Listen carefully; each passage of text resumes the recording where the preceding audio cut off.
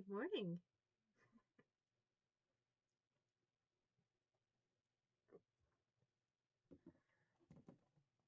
I had to look up a list of Hive Swap friends and character names to make sure that I didn't forget anyone's name.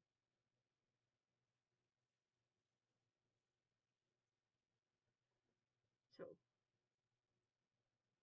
let's just jump in, I guess.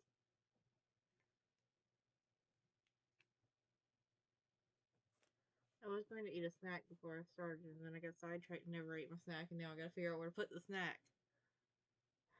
Oh well. Alright, Amicia. That's my kid now.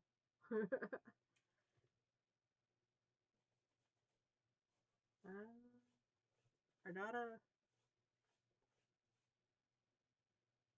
Mm, friend. She's just scary enough for me to not really want to smash. But like also just scary enough that I would want to be friends with her. By the way, pretty much any of the kids are going to be like in the "that's my kid now" category. Uh, let's see. Ashtaha.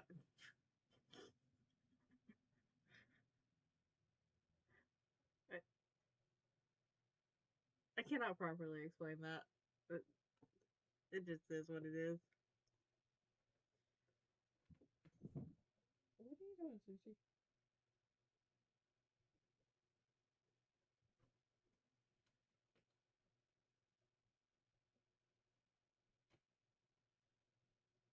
Okay. Alright, so Barzum. That's my kid. Connell would go in just friends in the friends category. No, no, that's Boldier. I know names. I swear I know names.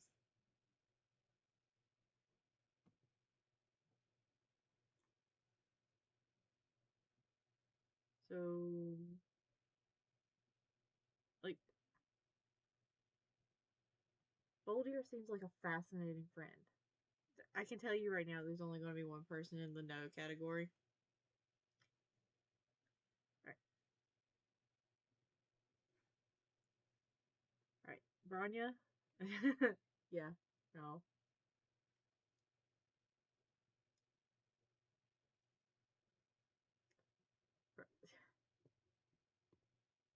Branya goes up there so quickly it's not even funny. All right, Karin, Fred. Um, Chixie, that's my kid now. I don't care if she's old enough to not be a kid. That's my kid now.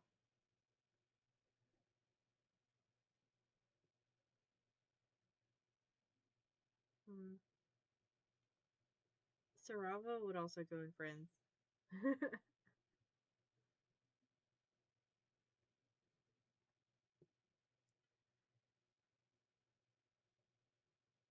Dariah is actually another one that goes into "that's my kid now" category. Like I just want to take care of her. I want to let her get all of her like teenage angst out, and just be like, "That's nice, honey."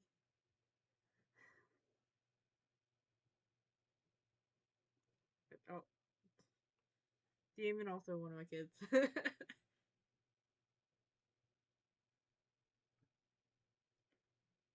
Elward, yeah.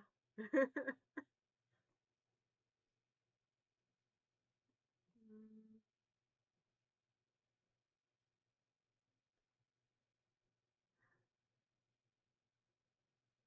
Follicle is such a strange one because like I know canonically she does not she is not pleasant to be around. But like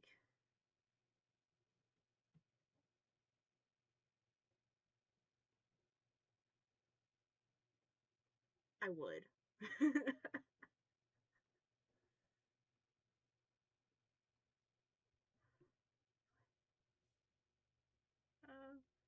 Father.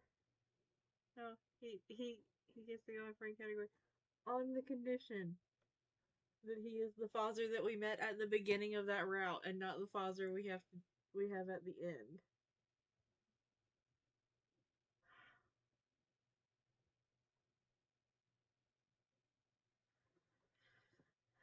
Alec. Yeah, no. That's an easy one. Draco. That's my kid. No, I love him so much. That is so my kid.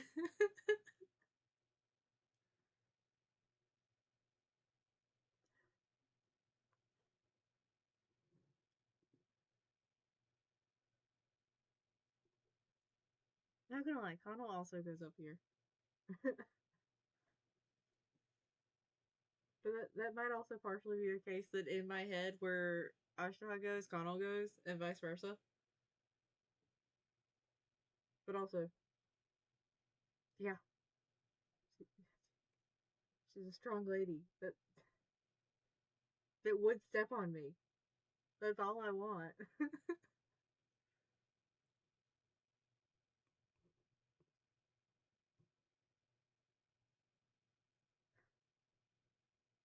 I think I would be friends with hello.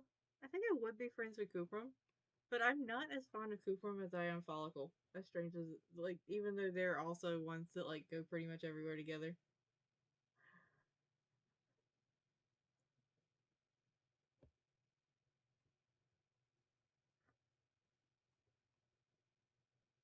Yeah, I don't think there was any questions about that after the last stream. Blanc is up there in the simp category.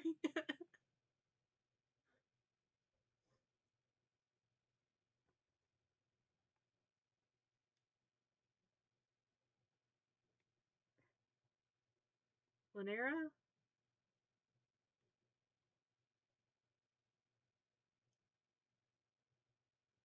Lanera's a little bit on the crazy side.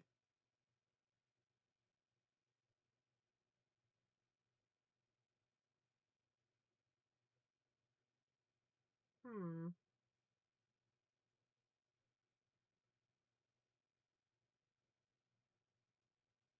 I think I would just be friends with Lanera.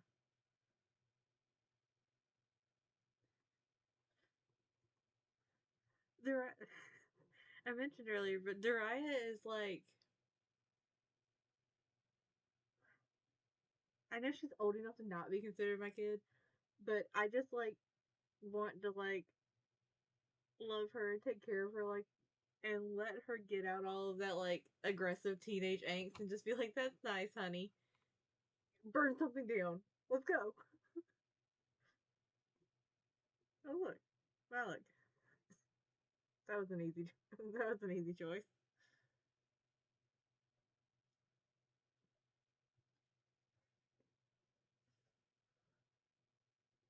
Marcy. Hmm.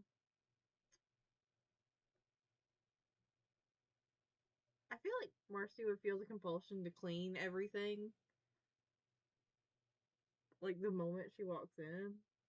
So and like I do not know if I could handle that as like foreplay.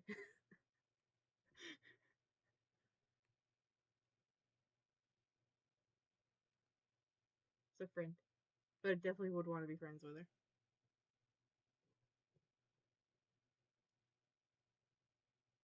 Do I admit to wanting to smash the clown? I want to smash the clown.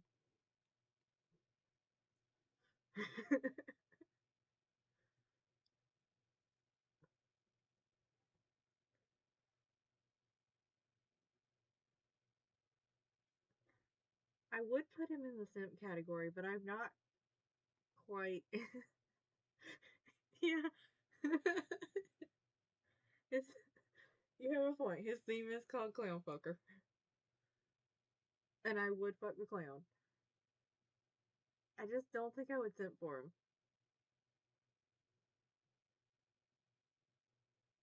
I would, however, simp for this little fucker. like them. I like our little protagonist.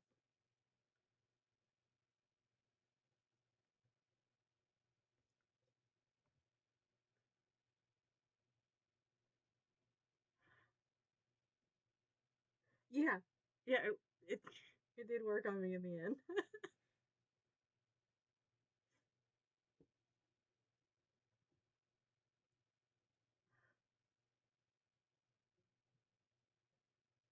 I would love to put Nike in the Smash category, but realistically, I have zero interest in wrestling or anything like it, and I feel like that would put her off too much. Although I would love to be friends with her.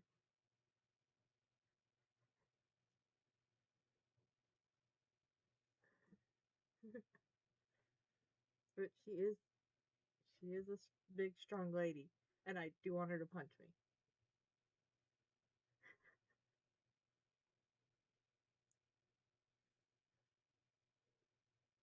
Philippa I adore, but definitely like in a friend way.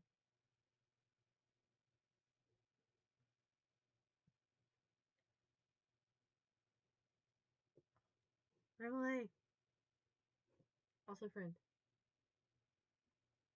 I would love to sit there and watch her paint.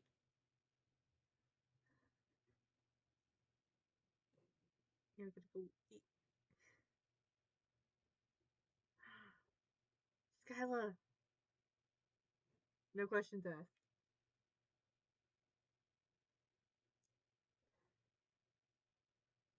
Yes, we could.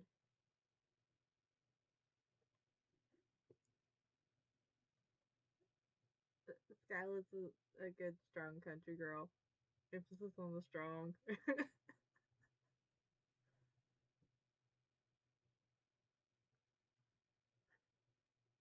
Skelsa, oh there.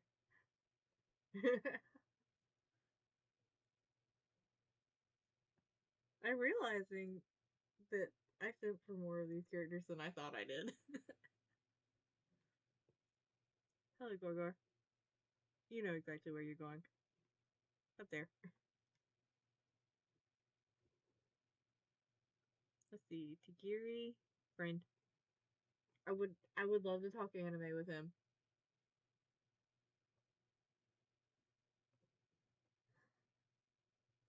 Alright. Torona, welcome to the club.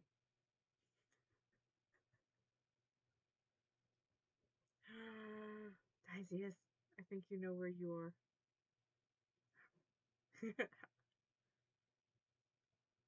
Once again, it is emphasized that I have a thing for teal bloods, apparently.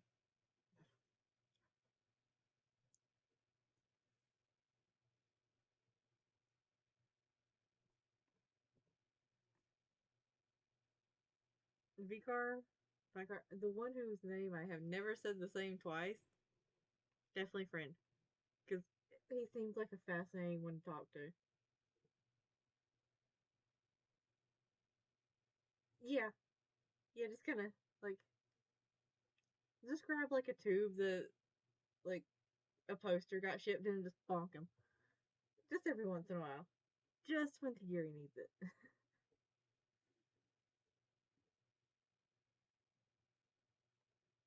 Lachi, welcome to the club. You are my child.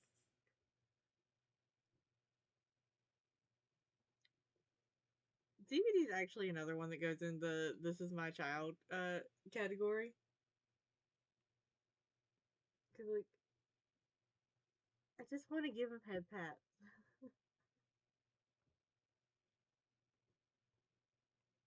Anyways, welcome. You are also my child.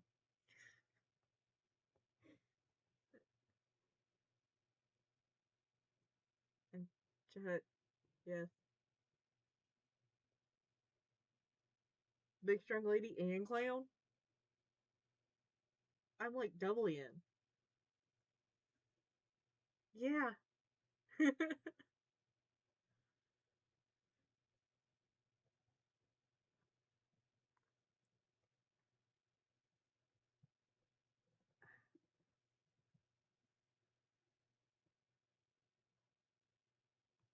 I don't need to scroll down enough for anybody to see that. So I have, like, a thing for Jade Blood, Teals, and Clowns.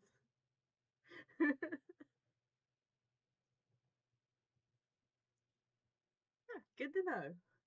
Apparently I sorted out some priorities while I was doing this. Yeah. Alright, let's see if I can, like, do this without having to skip to the other screen so many times. There we go. Ha.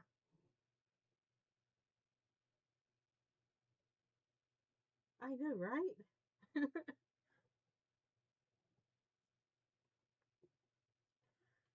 Let's go. Oh.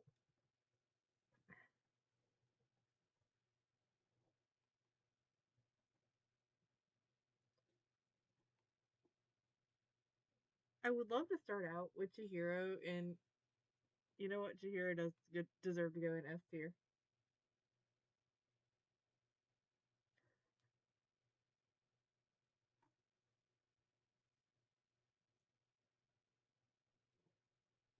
Sokka also goes in S tier.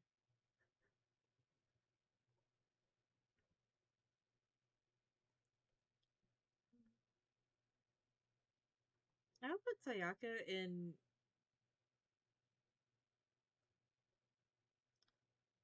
I'm not sure. I would. I wanted to put her in B tier, but honestly, I think that's because we didn't get to interact with her all that much before,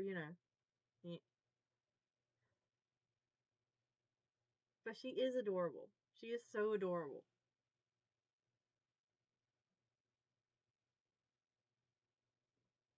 A tier. We don't have any questions. I like Sakura. Sakura goes in S tier. Hina, A tier. She's adorable. But like, yeah, true. I can always go back and change it around and like revise.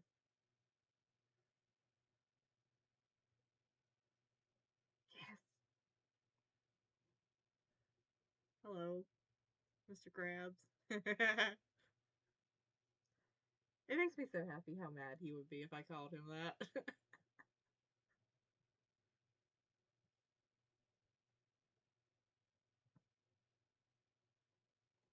It does feel ever so slightly like he's looking at the others going, why are you in this same category? He would, and then it would just make me call him that more because he would get annoyed by it.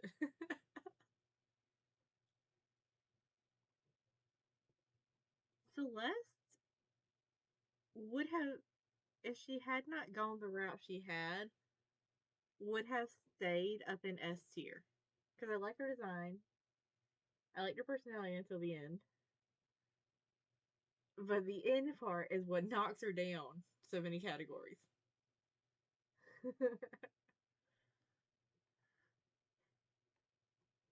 Mukuro. Yes.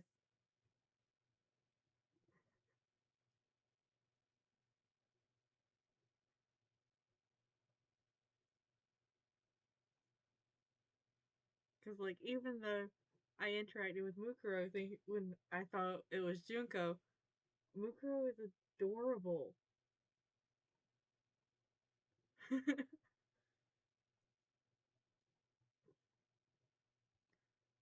Alright. Toko, A tier. Because I like her. Like, I like her so much in the please stay far away from me kind of way. But Jill is, like, tops it. Jill tops Toko for me.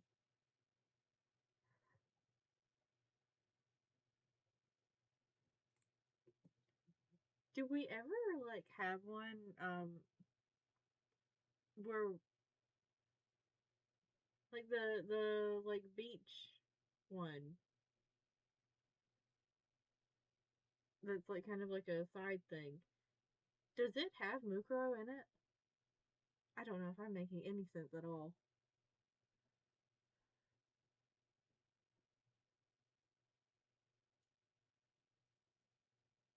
And Jill is so much fun. Yeah, that one.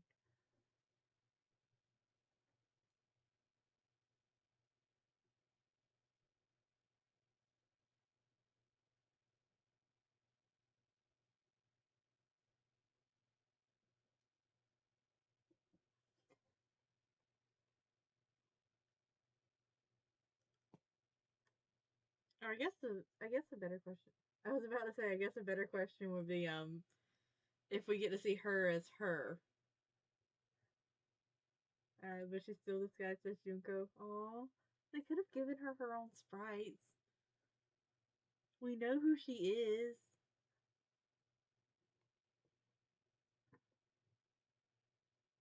Hifumi started out a lot higher, by the way. Like, if he hadn't been as weird as he was about Alter Ego, he probably would have stayed pretty high. But then he got really creepy. That was one of the biggest complaints that you saw for the game. I don't.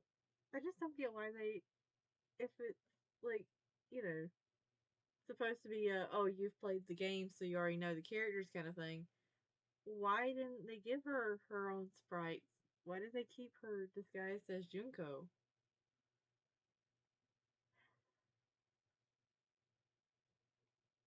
Junko is also S tier. Just saying.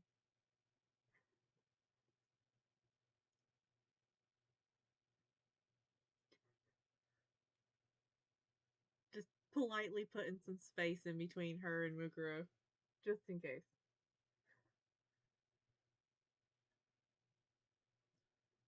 And Kyoko, mm, I really like Kyoko, but I feel like I like her on like the same level that I like these. I did that and you can't see the mouse. Like the I really like her, but it feels like she got all the cool moments to the point that it kind of mellowed her out as far as like where she could have been for me.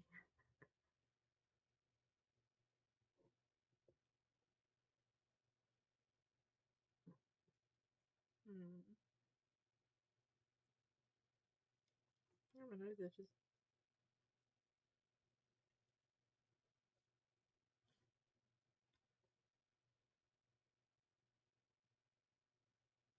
Leah. I'm gonna have to put in C because like he was all right. I liked his character design.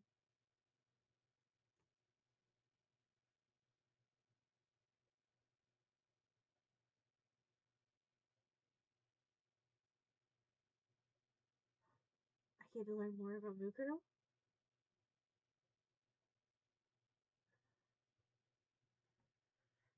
Yeah, like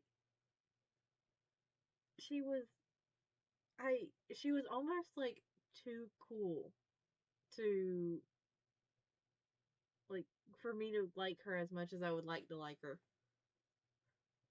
If that made any sense whatsoever.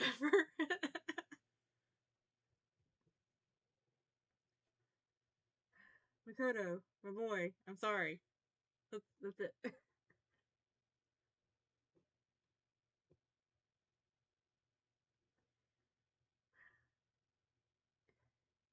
Considering how much of the game I spent wanting to scream at him to get his shit together and use his brain, he's got to go and see. I do still want to give him head pats and call him a good boy because, you know, he made it through the whole thing. But boy, that was a struggle.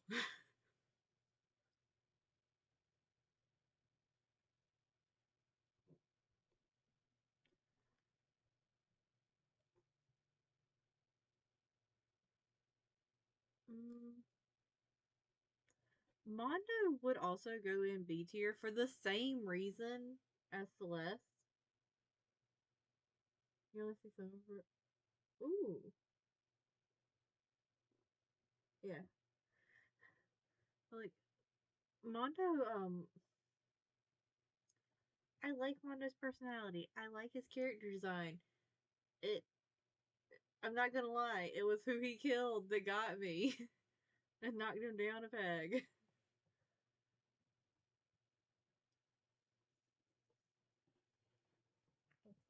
comfy. Here we go. Like, like, Chihiro trusted him so much. And where did that trust get Chihiro?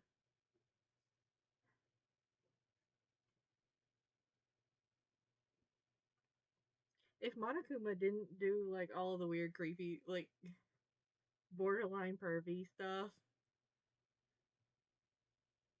he would be up there in S tier.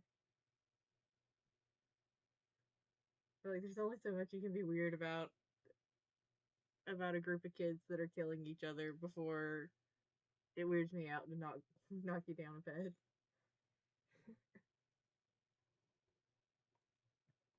And then obviously,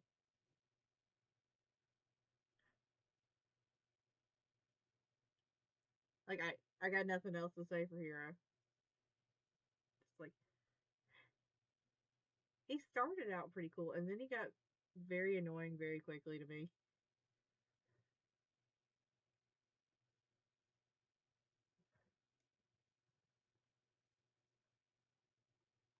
I still feel like I should like put more space between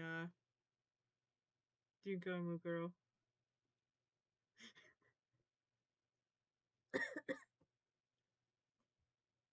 All right.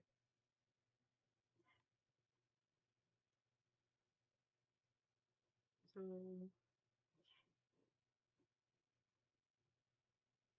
overall, I do really like.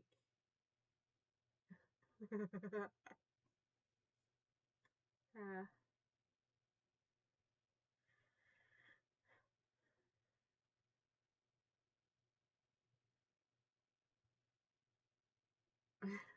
well, that would have been a turn and a half.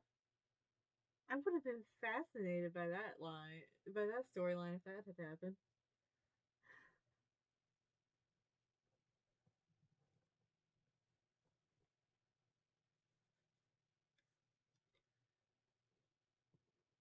All right. Huh. There we go. He still managed to die in Makoto's bathroom.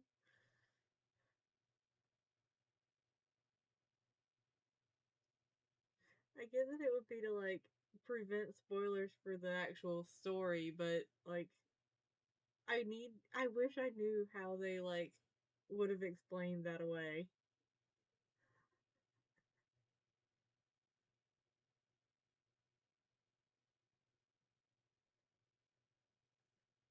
All right.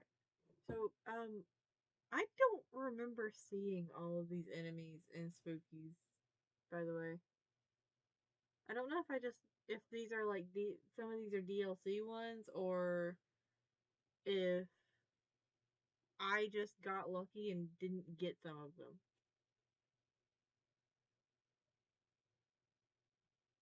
But like every single uh yeah, every single one that I tried to find had all of them.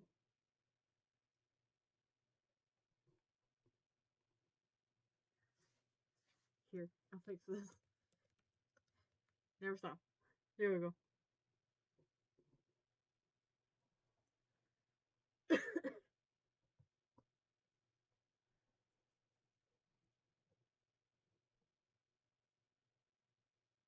There are two that are very, very similar here, and I cannot tell which one is which.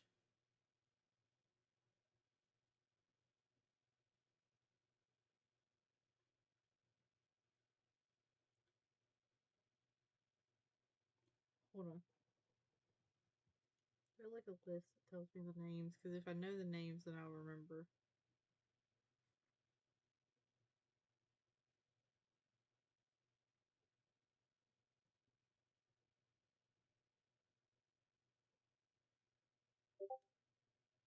Ah, fuck.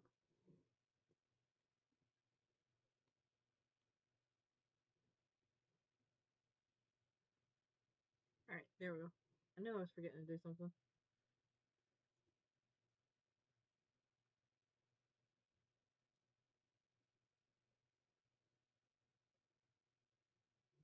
You know, I'll go in order of like specimen if I can.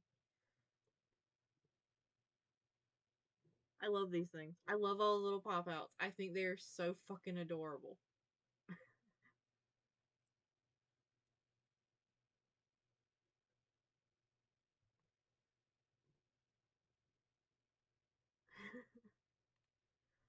Yes, they are. Like even the creepy one.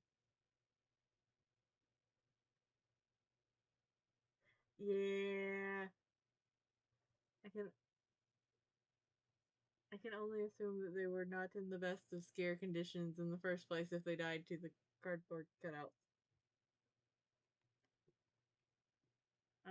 Let's see. The next one would be specimen two is this one. Honestly, I really liked it because it wasn't that scary and it wasn't that hard to get away from, but it did have the fun like thing of having the goop piles that slowed you down.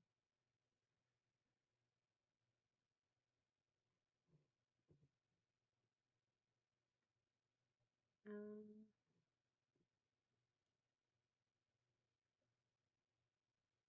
just wants to give me a hug. Like, sure, it'll be a slimy hug, but still. Then there is this one, which is going down here because, like, it was fairly easy to get away from, but the legs.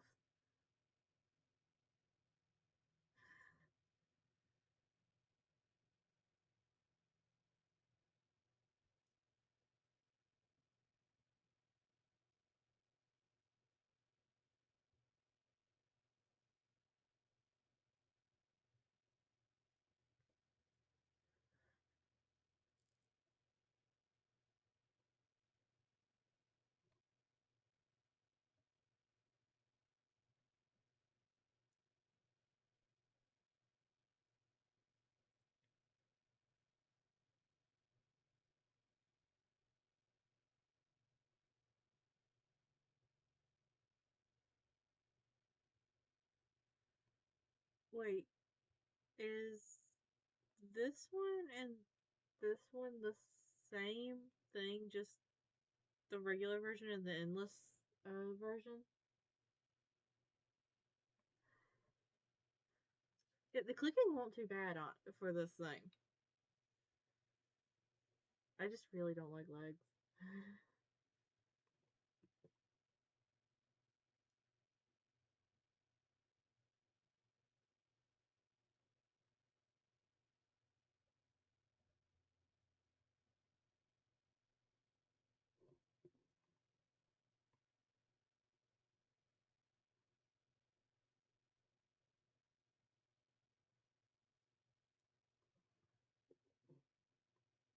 Right, so I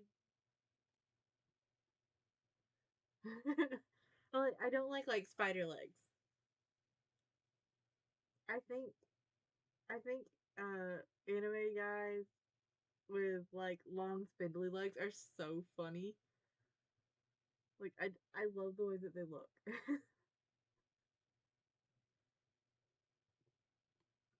Right, so I'm gonna put this one in here. For her, I liked her. She was fun. She was also pretty easy to get away from. But I liked her music.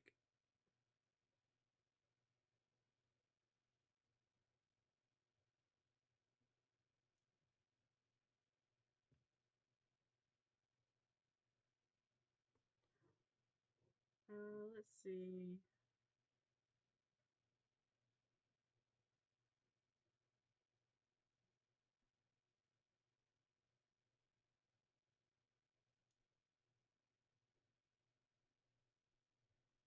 Where is specimen five on this? Specimen five is this one. This was the like Silent Hill one, right?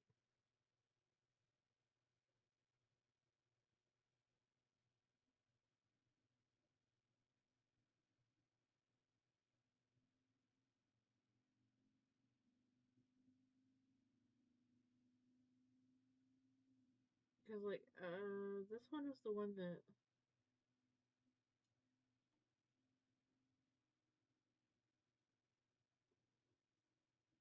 right, I actually found the like way the rooms. felt like it was warping quite interesting. Here's how she works in Endless. During her chase in Endless mode, Specimen Force static overlay will progressively become darker to the point where the player won't be able to see what's ahead. After which the static overlay resets with the sound of a camera restoring the player's vision. The effect happens throughout the duration of Specimen Force chase. Her chase lasts exactly 24 rooms. Wow. Interesting. If it wasn't for the fact that I do not think I would make it very far through Endless, I would try it out just to like see how things change.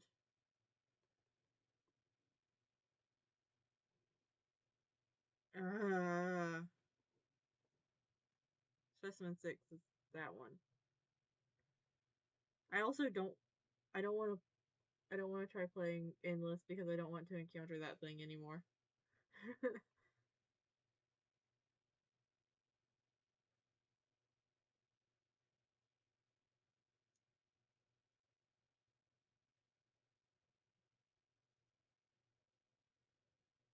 Yeah, him.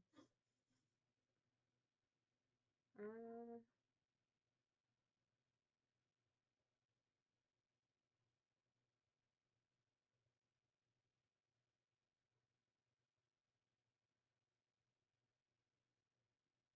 oh, Specimen 7 is this one here, the one that like I died to but never actually saw. You know what? C tier. Never actually got to see it, but died to it.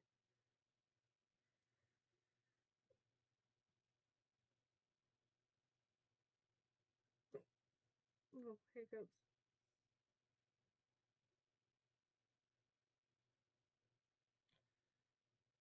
Specimen 8 is the Deer God. I liked the Deer God. I wanted to fuck the Deer God.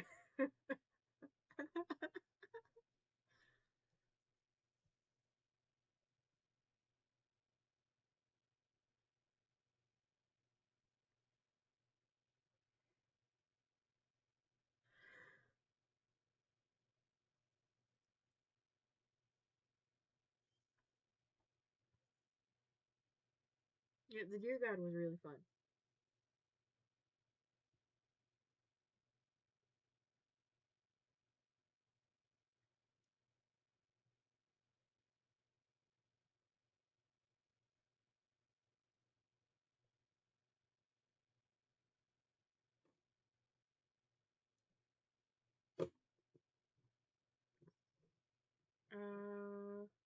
Where is it?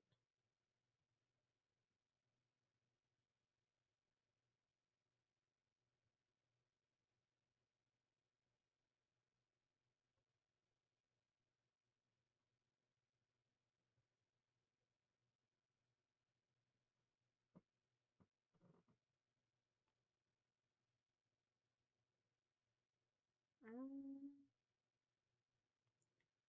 this one's that thing from the end of from the end of the hallway. The that I only ever followed once because I learned my lesson very quickly. The one that was felt like it was like miles long. It was an it was an interesting death. Like it was an interesting way to get me.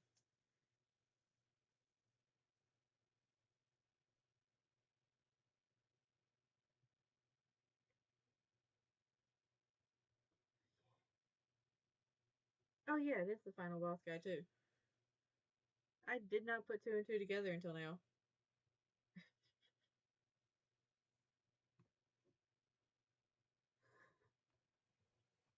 Wait, really? Huh.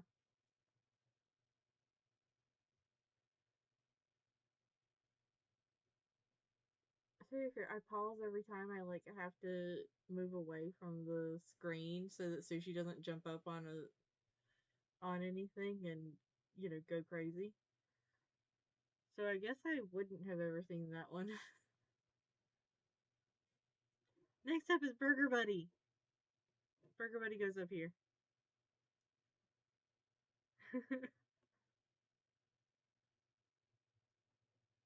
I think Burger Buddy might actually be my favorite one. Just because real easy to get away from, but if you try to run, it fucks you over.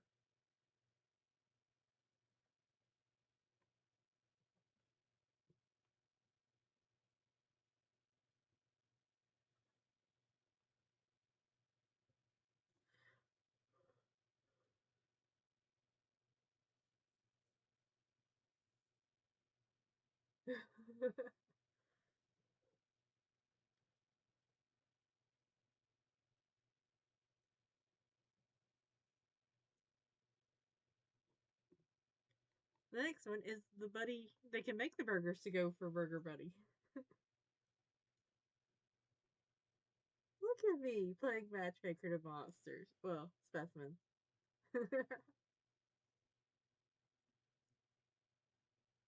I also really, really like that one, and I don't know why. I cannot explain it. I think maybe it's the illusion of the doors that got me.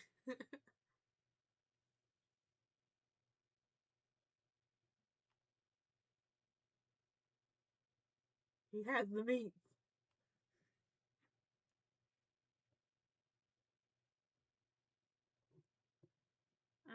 This one had an interesting mechanic, but overall wasn't a very interesting enemy. The door illusion was cool.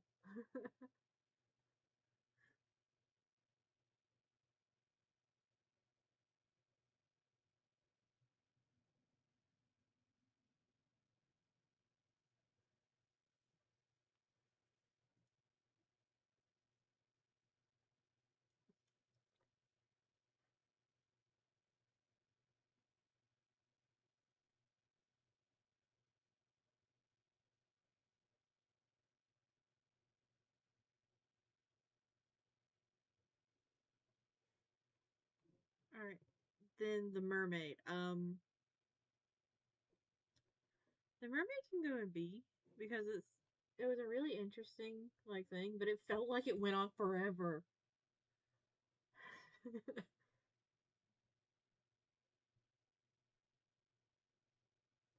Yeah, the the coolest part about it was legitimately there was just another dude who happened to stumble across the wrong thing at the wrong time. But the mermaid was cool but annoying. Like it was a cool idea, but it felt like it went on forever.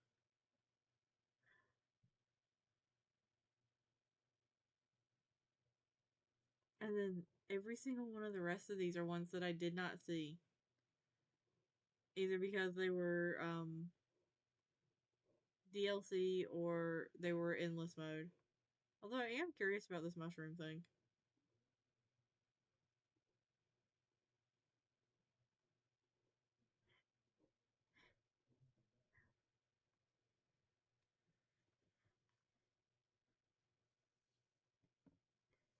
Yeah, every time I thought I might would be getting close to the end, I had another like 3 or 4 rooms. And then I'd feel like I had to be getting close to the end there. It was. That was so stress. That was somehow just as stressful as dealing with that puppet fuck.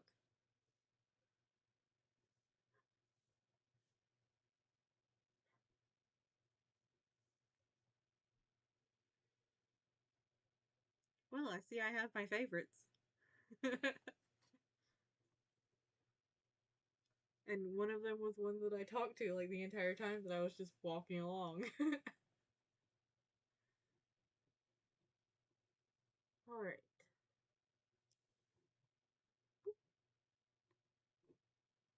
So do you watch Bungo Stray Dogs?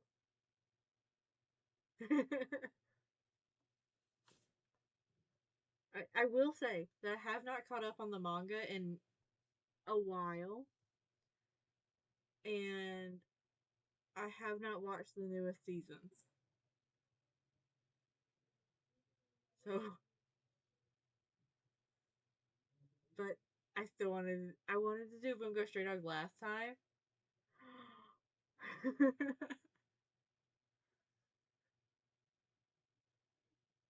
So I have an absolute favorite character in this, and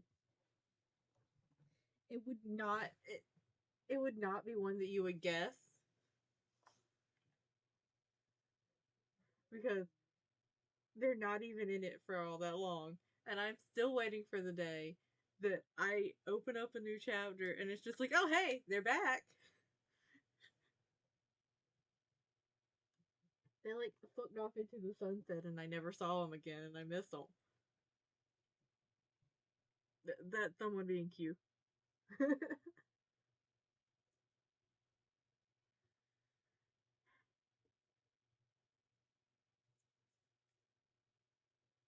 I would give you like oh, I bet they are.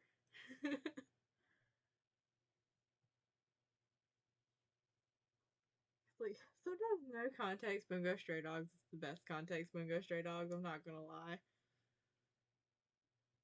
especially when you take into account that they're all named after author like classical authors.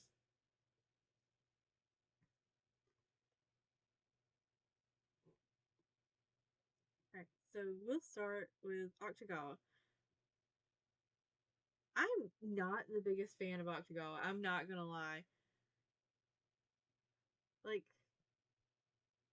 his ability is cool because if I remember correctly, his ability uses his clothing. Hold on.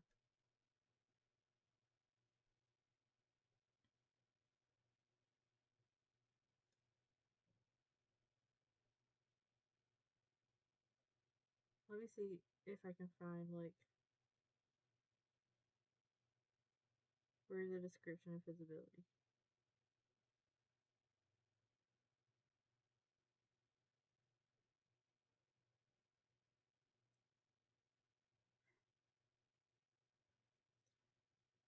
Okay, Rashomon transforms his overcoat into a dark monster capable of slicing through anything, even space itself. So like he has a very interesting ability and he has used it like wonderfully. I just think he's a little bitch. Like in a moderately loving way.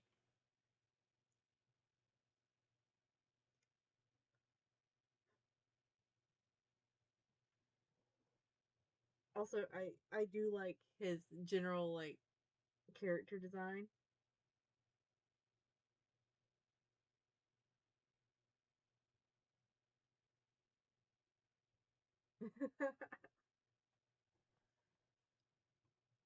That's an interesting concept.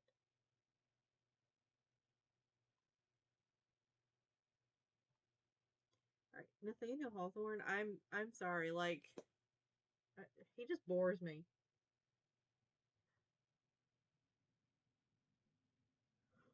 Ooh, you mean Nikolai Gogol? Because he's another one that goes up there because I love his design and I love his ability. His ability just he can basically shove anything into his cloak and like pull it out and pull it out somewhere else if I remember correctly. And like he has done that to like very easily incapacitate other like the people he's fighting. And he's used it to store very useful things like a telephone pole.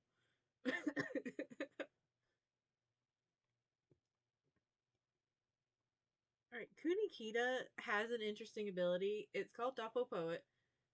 He whatever he writes in his little like notebook, he can tear out and as long as he's seen it and like knows how it works and all, he can create it. Which is a really, really cool ability. And he's a really cool character. He's just like the unwilling dad of the group. That's the only way I can describe it. But without the DILF energy. And I feel like there's probably at least I feel like there's probably several people out there that would fight me over that because I know Kuniki is a very popular character.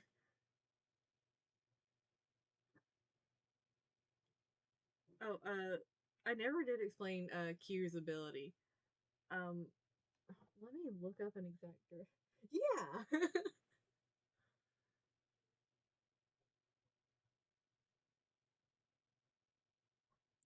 Let me see if I can find a like description I can read for my boy uh Yumino Kyosaku. Q. By the way, so hold on. So his ability is called Dagra Magra. The book that is named after is the number one reason why I am learning to read Japanese. Because it has never been successfully translated into English that I have been able to find where it keeps the original, like, meaning. Like, if that makes sense. Like, words are, yeah, but, like, the meaning of it. Like, I don't know how to describe it. But his ability is described as a mind control curse that his targets or that curses his targets or receivers by like giving them hallucinations and is causing them to attack everybody in sight. The receivers are those that hurt him, but he keeps like razor blades and stuff taped to him so that if anybody bumps into him, it hurts him. He's a fucked up. They're a fucked up little kid. Uh, like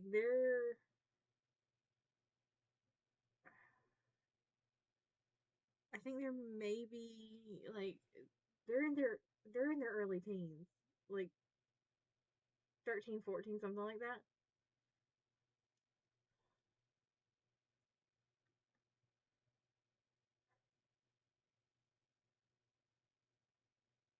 And like I adore them so much. And then they like peace off into the sunset and I don't get to see them again.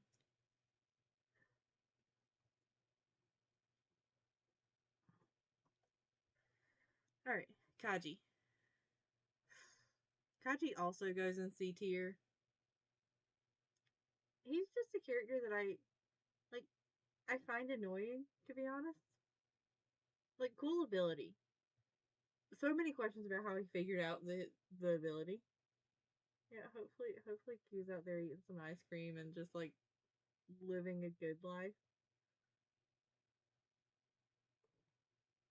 Because Q was locked away from everyone for a long time.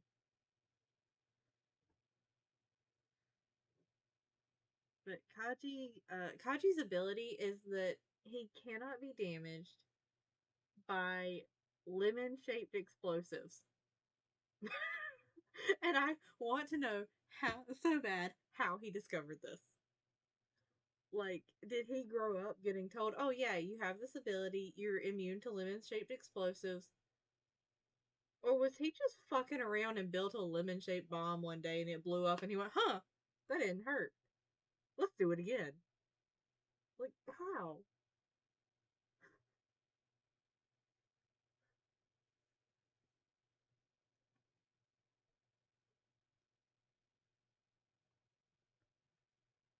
Alright, Francis.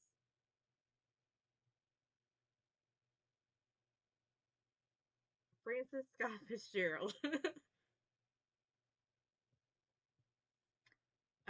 His ability is that his strength is directly proportional to how much money he spends. And actually, he's another one that I do find really annoying. Yeah, Kaji took When Life Gives You Lemons way too seriously. But it's working for him. So that's what matters, right? Yeah, money is power.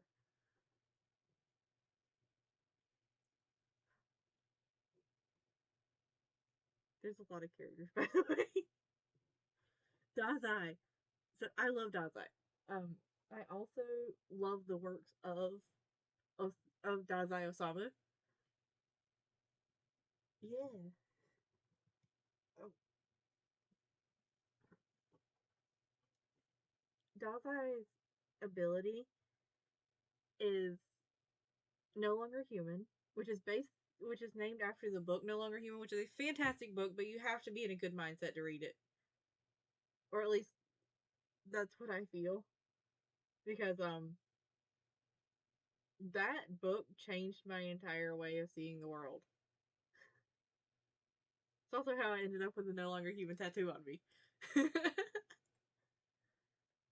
But his ability nullifies other abilities.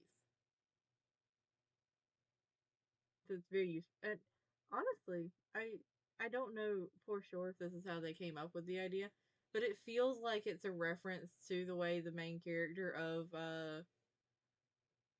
No Longer Human doesn't feel like he can properly connect to other people because he doesn't understand their emotions and why they're thinking the things that they are. And it just seems like that if that turned into an ability, like a supernatural ability, it feels like it would be one that nullifies others because it doesn't understand others.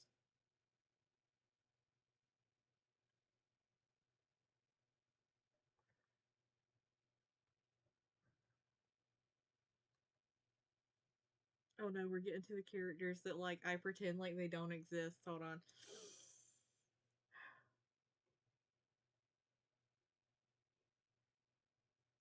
Jinichiro. Uh Actually, you know what? Junichiro can go up here because I do like him. His ability is called Light Snow, and it basically pulls a Matrix kind of thing. Like it overlays the, if I remember correctly, it overlays the like current surroundings into a digital landscape that he can control. That being said, he has a sister, and he is very far down this list because of his sister. I'll just go ahead and pull her up here. Actually, you know what? They can both go in this category. Um,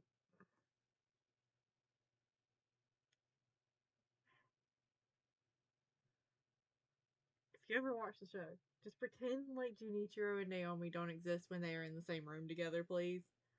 Uh,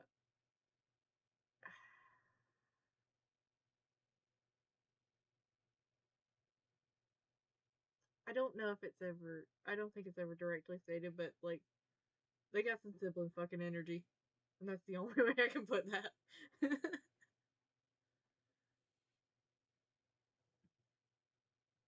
Like he's got a design. She's got a beautiful design, but when you put them and when they are separate from each other, I think they're fine. When you put them in the same room together and have them interact, I try to pretend like they don't exist. Also, she does not have an ability. She's been the first one we've put up here that does not have an ability.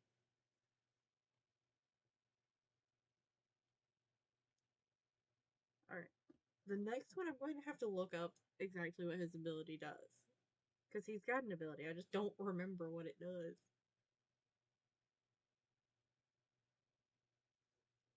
So let me go ahead and get that looked up first.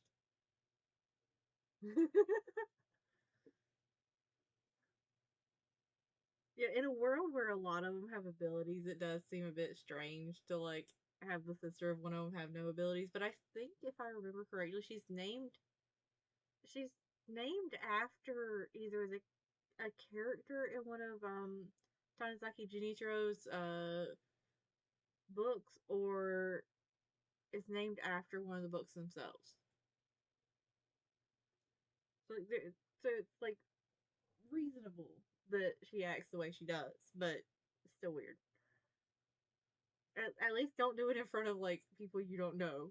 Okay?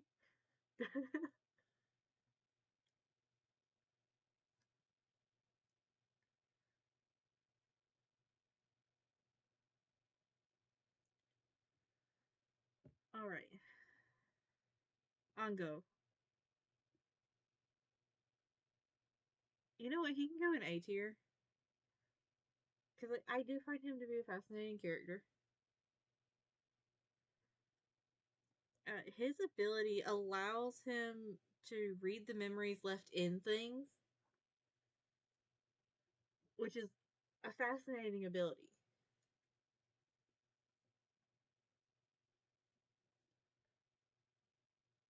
And like he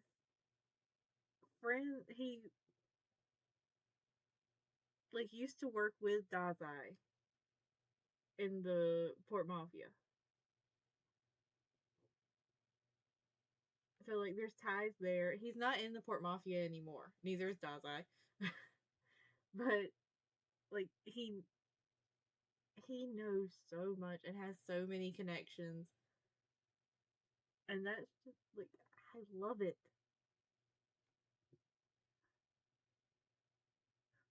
Alright, Poe, who also goes in this category. He uh his his ability, if I remember correctly, is called the Black Cat in the Rue Morgue or something. Hold on.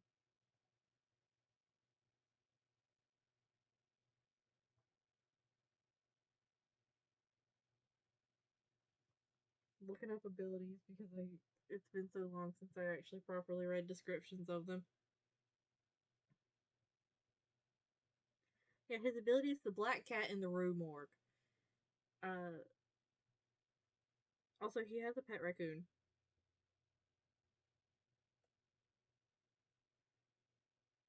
and is debatably rivals with Rompo, which we will get to at some point. Where is Rompo? There he is. But the Black Cat in the Rue Morgue can transport the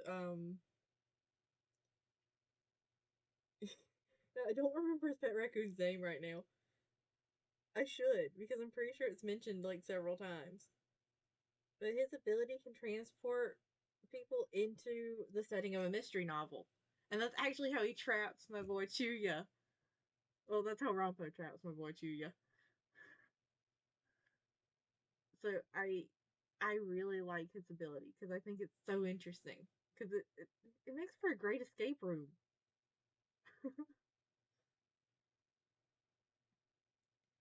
Right, and Rampo goes up here. I love Rampo.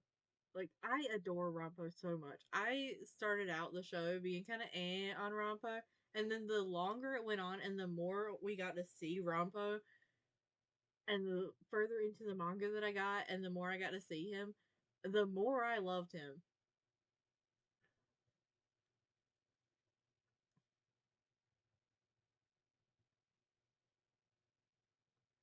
Also, Rampo and Poe get shipped together a lot, which like understandable. I can see it. I support it. Also, have okay.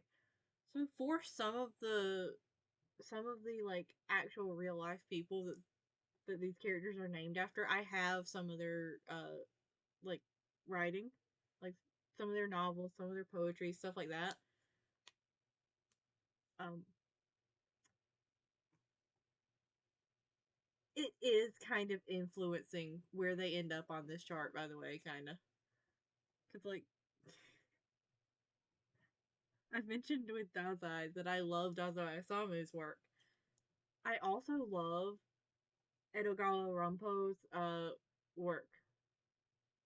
Like the first ever story of his that I read was about a letter that a woman got. She does like publishing stuff.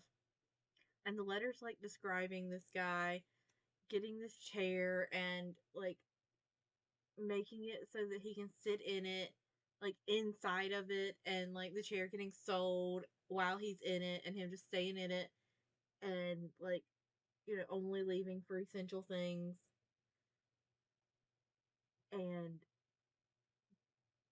it long story short, it terrifies her to the point that she's like, what if it's my chair? What if it is my chair? Because we just recently got this chair from like the same kind of place that this guy is talking about his chair having been in and stuff like that. And it is fantastic. It made me ever so slightly paranoid and wanted to go check my chairs.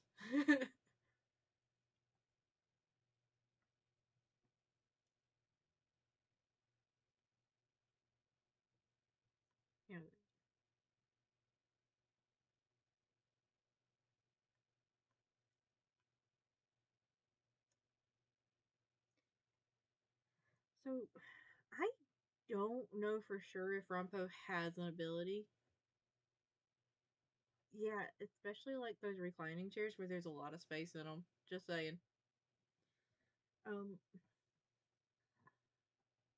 I I think if I recall correctly, he does not have an ability, but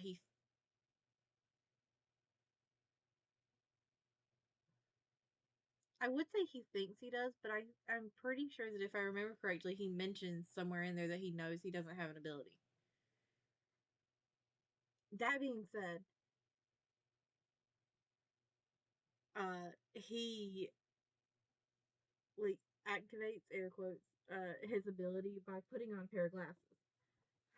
When that pair of glasses is on, he can deduce just about everything about a mystery that's in front of him,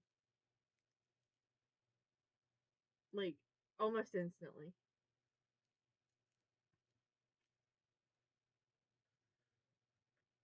Like there's one point where it's like very early in the anime. It's like first 2 or 3 episodes, I think.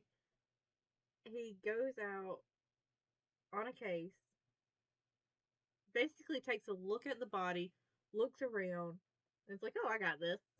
That's the killer, and he was right. They also pulled Dazai up out of the water in stuck in a fishing net in the same episode, but we don't talk about that.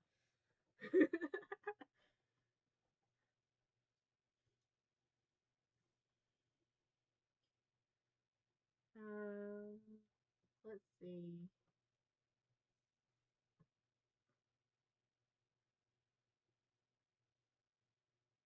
You're Herman Melville, right? Yeah, you are. So Herman Melville is the author of Moby Dick. Um, his ability is also called Moby Dick, and it is a giant, like whale aircraft that the guild, which has Fitzgerald, Scott Fitz, Francis Scott Fitz, fuck words, Fitzgerald at as like the leader. It's got Nathaniel Hawthorne. It's got Herman Melville. It's got a few others that we haven't gotten to on this list. But like that, the ship is what they use, like as an aircraft. He doesn't show up very much in it though. He's just kind of there basically whenever they're talking about the ship. It feels like so he sadly goes down here.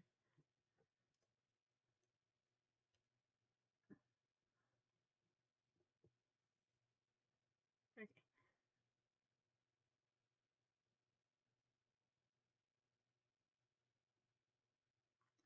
There is one of these characters that's going to be coming up that I do not recognize, and I feel like I should recognize.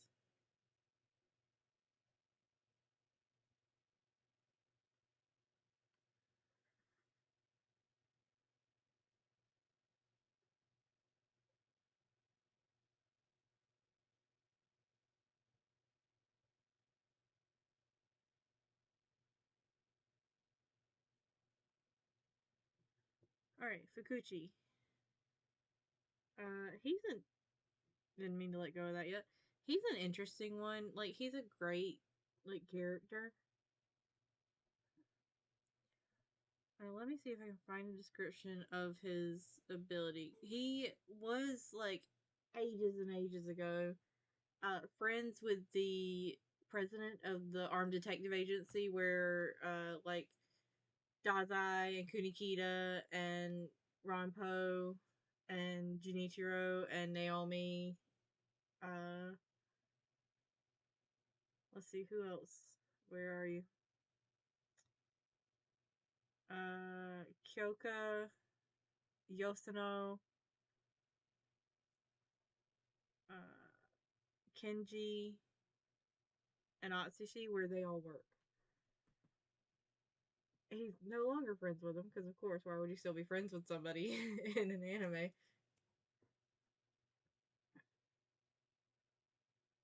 But his ability is called Mirror Lion.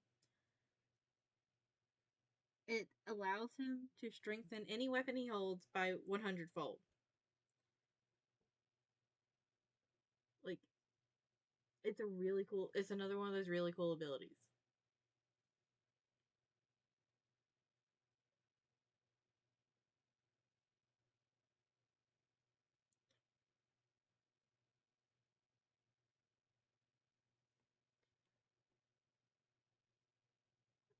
That being said, I do find him annoying. Oh, hold on. We are getting to power of this gun. We are getting there. Trust me. Actually, I'll go ahead and skip to him. This is Tachihara. I love him. Um, he is part of the Port Mafia, which, by the way, Kaji and Akutagawa are also part of the Port Mafia.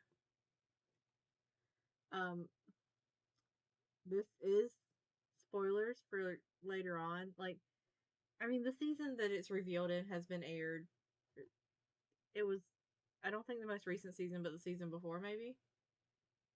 Because, like, I'm pretty sure that what's aired, like, the most recent season is getting real close to catching up with what we have in the manga. But, he can manipulate metal. Like, including guns.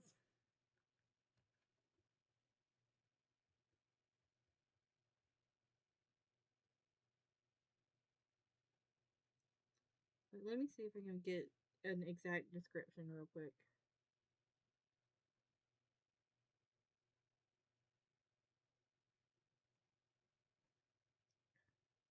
It's called Midwinter Memento.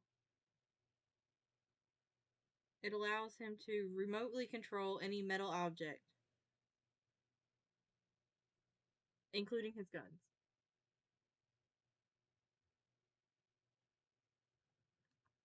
So if we continue with the like spoiler train, I'll go ahead and pull Yosuno up here. Yosuno has this ability called Thou Shall Not Die, where if you are on the brink of death, she can bring you back fully healed. She used to be an army medic. Oh, she is amazing. I love her. So because of her ability, she basically was used to create an immortal unit. And it eventually drove them mad because they would be on the brink of dying. They would be so sure they were dead, and then the next thing they knew, they were fully healed and being sent out again. And it was happening over and over so many times that they lost count. So Tachihara's brother was part of that unit. And like that's what made him join the hunting dogs. Like that's part of like what made him do that was to try to like basically deal with that. Or at least from what I remember, that's how that happened.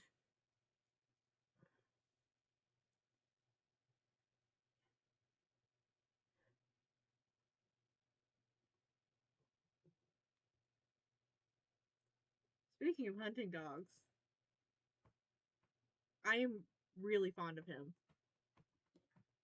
That is Jono.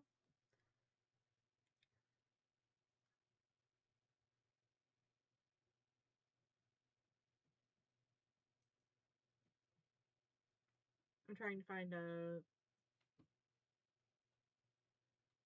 By the way, when. Yeah.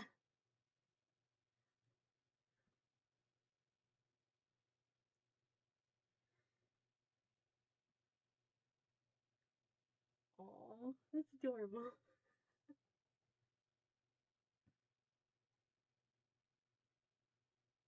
When the first episode that he was in aired, I had to just take a moment and go, wait a second. Because his I was not expecting his hair to be white and red. I was expecting it to be white and black, like basically the opposite of Octagawa.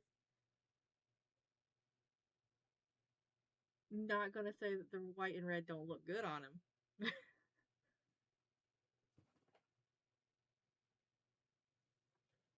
Hello, Sushi.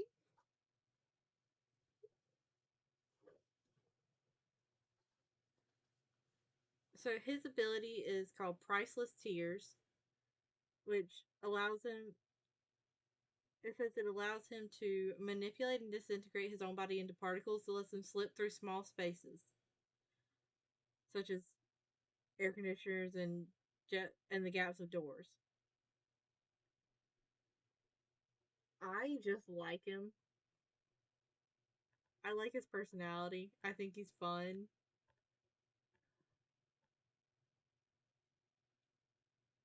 He's also really pretty.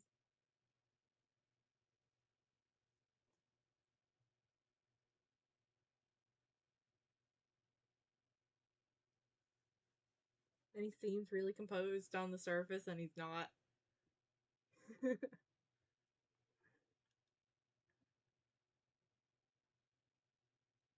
Yeah.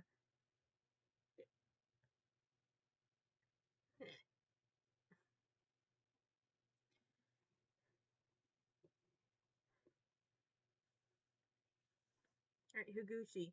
I love Higuchi. I think she is so neat, even if she does get a little obsessed with Octagawa occasionally. She's also one of the ones that has no ability, but she's like quite high ranking compared to others that have no ability. Because like she's basically Octagawa in the Port Mafia's like right hand woman.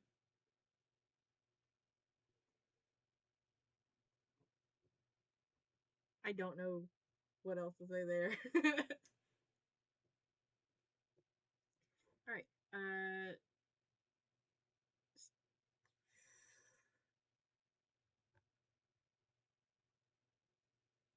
John Steinbeck. His ability is Grapes of Wrath. Wait, hold on. Get your ass down here.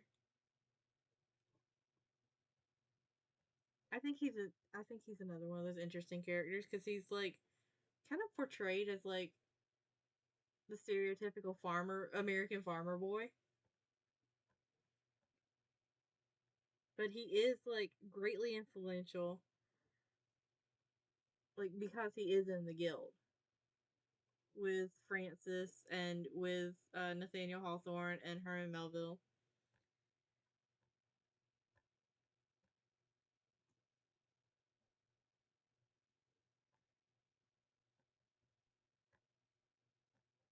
Give me a minute. I'm trying to get to his ability if it talks about it. I don't think it talks about it on this. Oh, there it is. And his ability is called Grapes of Wrath. It lets him grow grapevines from any part of his body, and like those things do some damage. Like he is very powerful.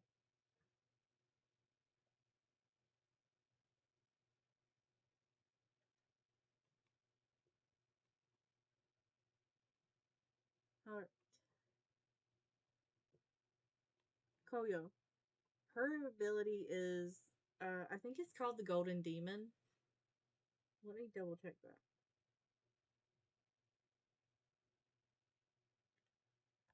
Koyo.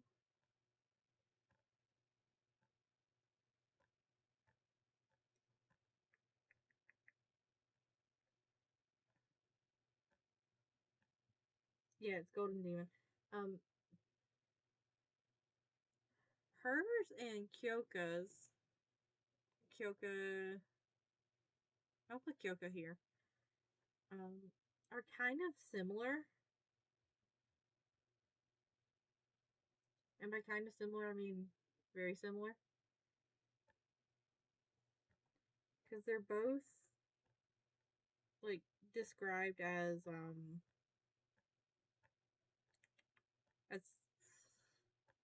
like sword wielding, katana wielding phantoms.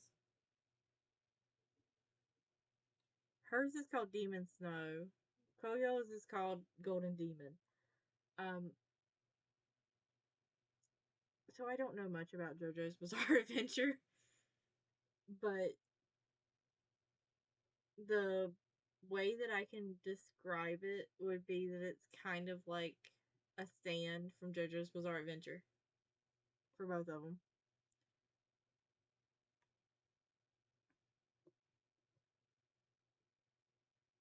This one here is the one that I don't remember. I do not remember his unless that's Shibusawa. Because I don't see Shibusawa on here.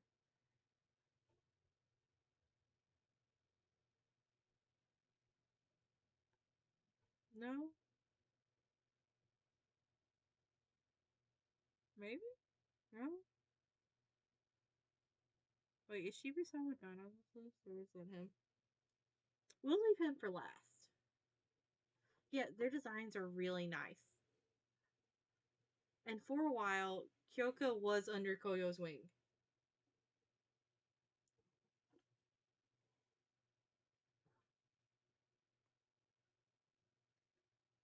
Alright, so I'm going to leave this one for last, and I'm going to drag it back here. Fyodor. Fyodor Dostoevsky. His ability is called Crime and Punishment, if I remember correctly.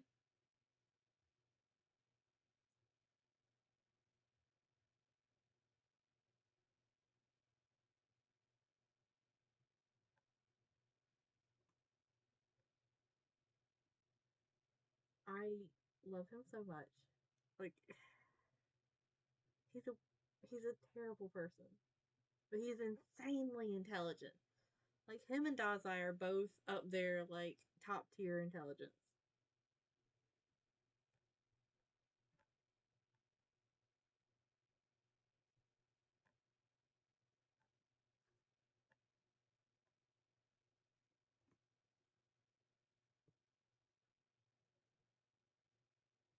What are you doing, Sushi? Okay. I don't know if we ever find out exactly how his ability works, though. Like, we know it kills, like, on, like, as soon as he touches you, but I don't think it's ever explained.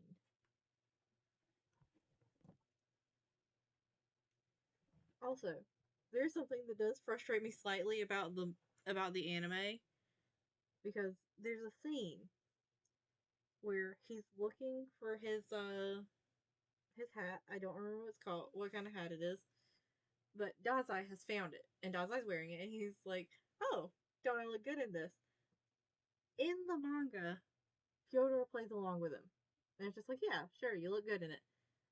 In the anime, he's like, "No," and it makes me so mad because I think it does. I think it in the manga it does a great job of showing like that he's willing to like play nice when needed in order to get his plans furthered.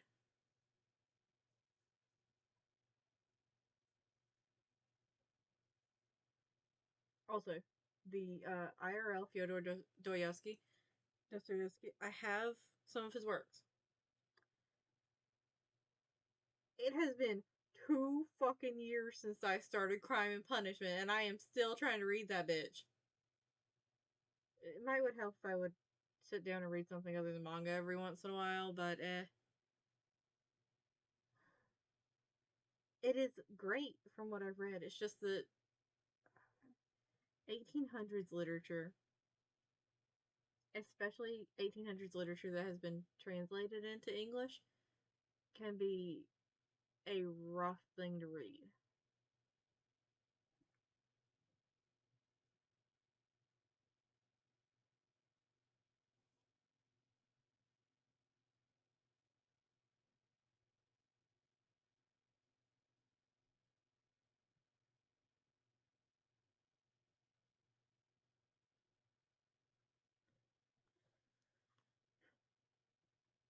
Alright. I do not remember your name, but you are an adorable little kid. I remember you being very important to Kunikita, but I don't remember your name. Unfortunately, you can go here. Actually, no, you can go up here because you got some spunk.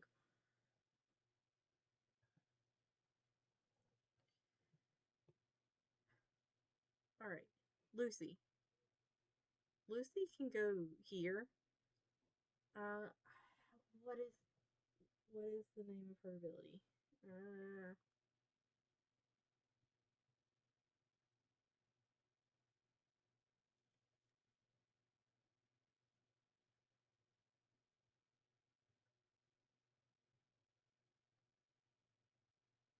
I'm not gonna lie. Lucy is the one that I ship the most with Atsushi, who's down here. I'll get to him eventually because I think they would be so adorable together. Oh, her ability is called Anne of the Abyssal Red. It basically creates like her own little like alternate reality, like pocket dimension kind of thing. Um, like she can put a whole fucking building in that bitch.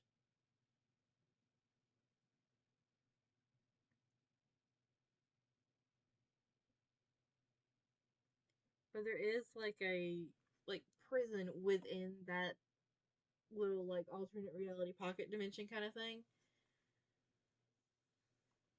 where that people can be thrown in if they are caught by like and the monster I think it's called,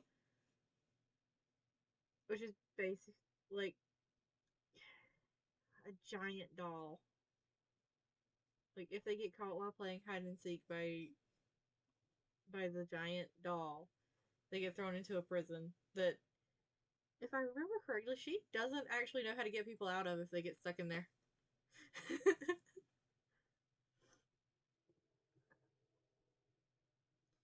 Yeah, another like insanely powerful character. And she's used her ability both for good and bad. Because she has kidnapped a couple of characters, but she has also like put people in there for their own safety.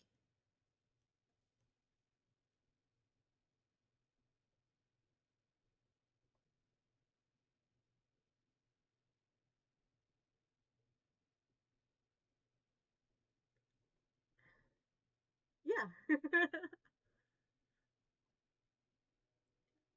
Okay. So the next one is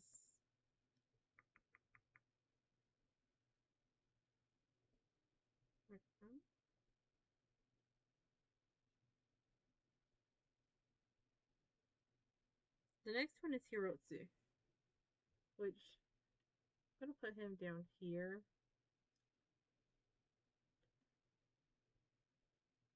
We don't. I feel like we don't really get to see much of Hirotsu, but he does have an interesting ability. Let me get to it. Like he's in the Port Mafia and works with Tachihara a lot.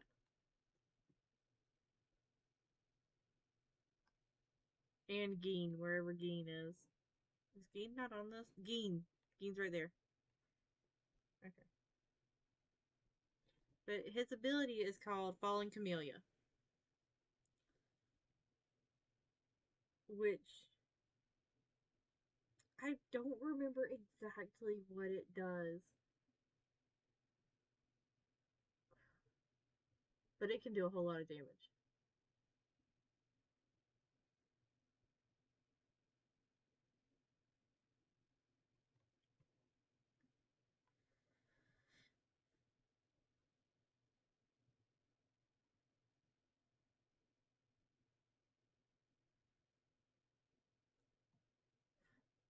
Taking another moment to prepare myself. Because the next one is Mori. And then the one after that is his ability. So Mori is the leader of the Port Mafia. And before that, he was the doctor that was in charge of Yosuno. That being said, he is going down here because I cannot stand him.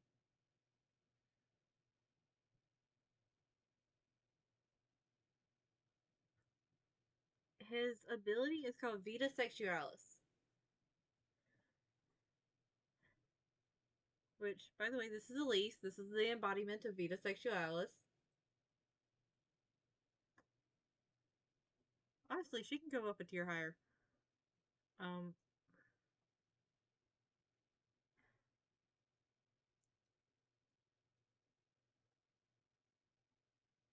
his ability it says allows him to summon and configure her personality in any way he wants. Like if she needs to do a whole lot of damage when attacking, he can like change her so that she's basically in attack mode.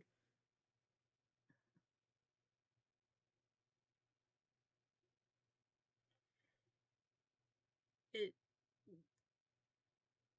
it does kind of weird me out that like his ability takes the form of a little girl.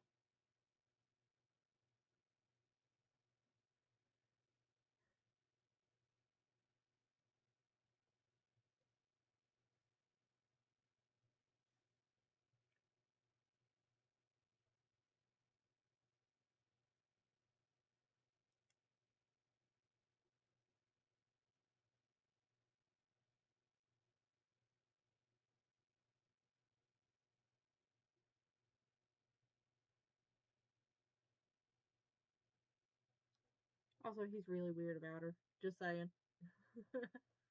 I was going to try to find like another description of her. Oh yeah, here's the weird part. I was trying to find the specific weird part because I knew that there was like a particular thing about her age and him. Given Maury's preferences, Elise does not age past the appearance of a young girl.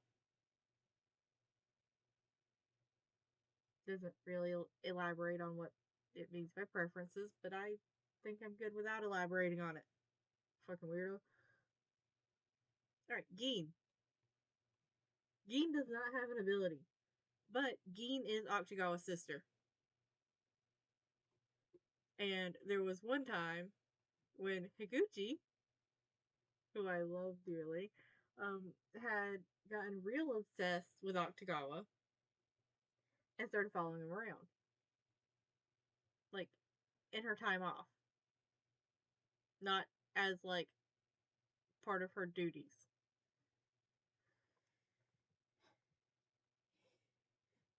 So she sees Akutagawa, like, standing there waiting for somebody, and watches to see who he's gonna meet.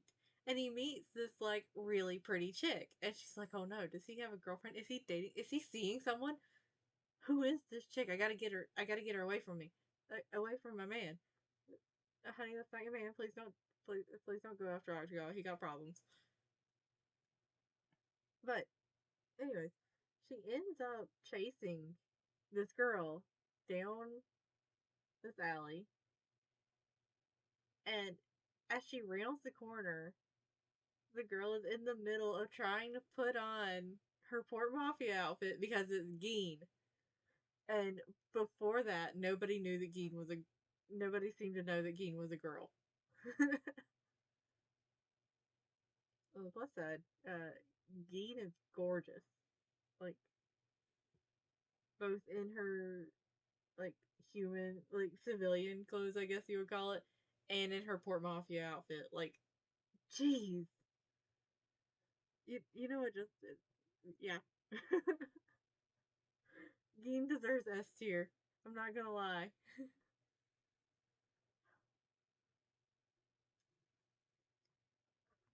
Alright.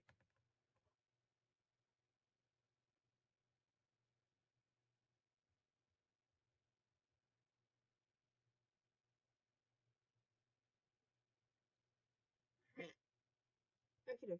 So, the next one is Fukuzawa, who his friend who like was friends with him and like was kind of friends, I guess you'd call it, with Mori. I like him. I think he's a fun dude. Like he's the dad, but put he's like another dad of the Armed Detective Agency, but put the DILF in it. Also, he has a really useful ability, which is called All Men Are Equal, and it allows him to like suppress and adjust the power levels of anyone who is like how do I describe this? Like anyone that's in the Armed Detective Agency. Like as long as they pass like the like entrance exam, he can help regulate their ability if they don't have control over it. Also, he goes in A tier. I do not remember your name, but you are the other like secretary that he has other than Naomi. Chuya.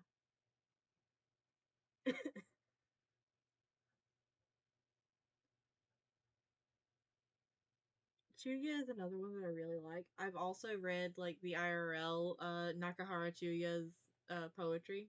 Like I have one of the books of poetry. I like it. It's quite morbid, but I like it.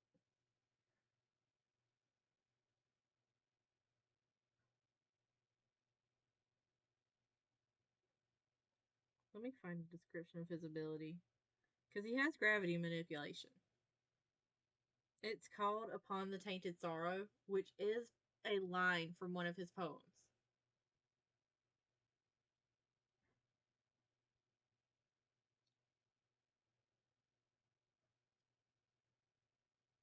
Yeah, I like him a lot.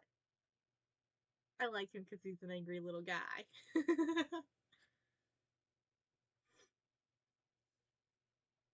And because of the shame scene, I do have like I call it the shame scene.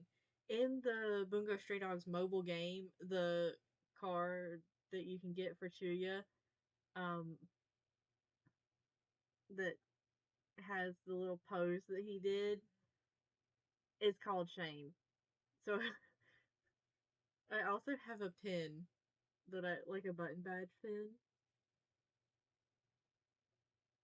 Oh yeah,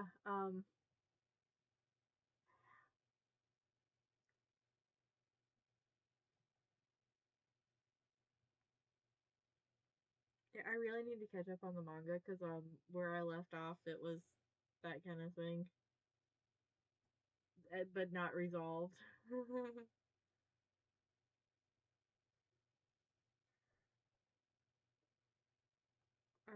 What was I saying? Oh yeah, I have a button badge of like that same pose, and I wear it on my apron in the lab, and it comes unhooked a lot. And every single time it falls off, I'm like, oh, lost my shame for the day.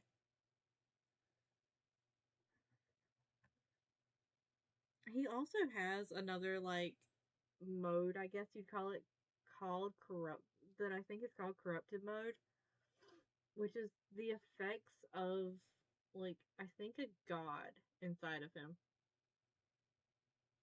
and that's why him and Dazai worked together in the Port Mafia when Dazai was in there, and he was Dazai was basically the one to like stop him if he went into corrupted mode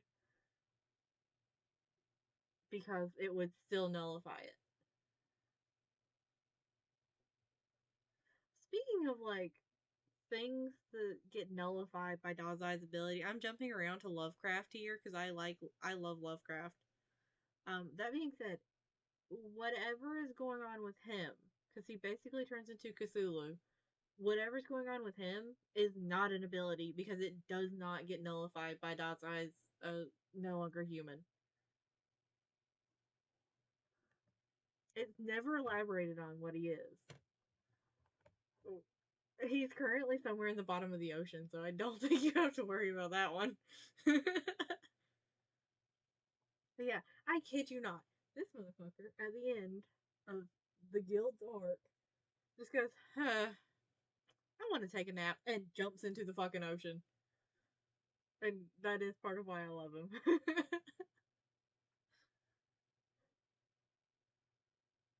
He's one that I would love to have come back. Like, he was a very unwilling participant in the first place. Yeah, he quite literally went, fuck this shit, I'm out. Like, the moment he could. He spent a lot of time with John Steinbeck over here. What was your name? Was your name Margaret? Hold on, I need to double check this. I mean, I know exactly where you're going because I don't care about you, but I want to at least get your name right.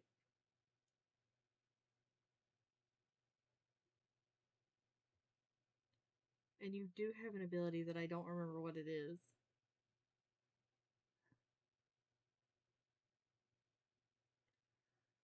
Alright, I'm gonna just pop her here. Here, I'll even put her next to Nathaniel Hawthorne because, like, everything he does after the guild arc, he is doing for her. But Margaret, uh, her ability is called Going with the Wind, and it's literally just wind. Like, breaking. It's referred to as a weathering ability. But yeah, it just, like, breaks down things with wind.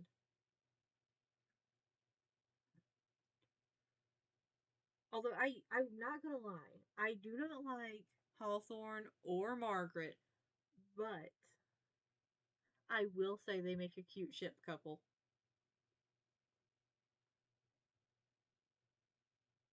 Like, how much effort he puts in after the events of the guild arc to try to help her and protect her and, like, save her is actually kind of admirable.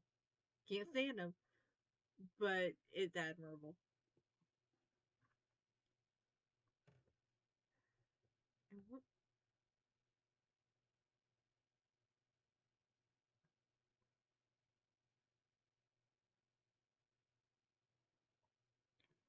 And then Louisa, I like her.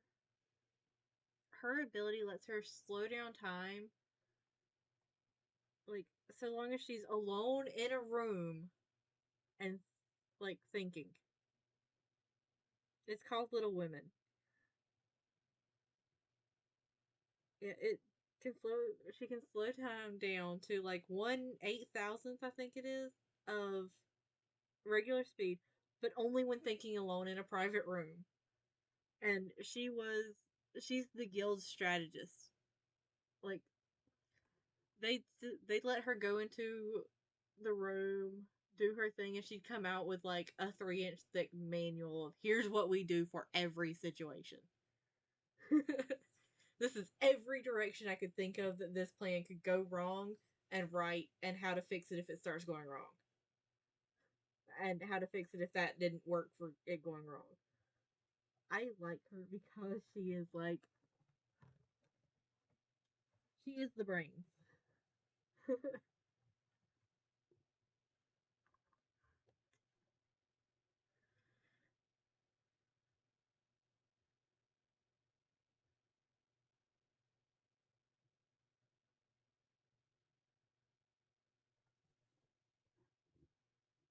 Yeah, there's not very many time slowing abilities in here, but hers is by far like a great use of it.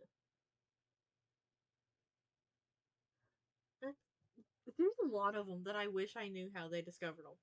Like, how did you're right? How did she discover it, and how annoying was it to try to get it under control?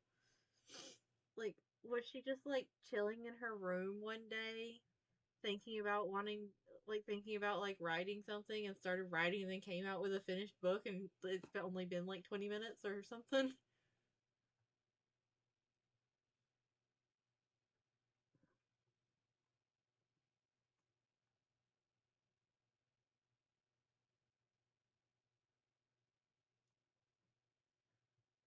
Or like Gogol. Like Nikolai Gogol. How did he discover he could shove things in his cape?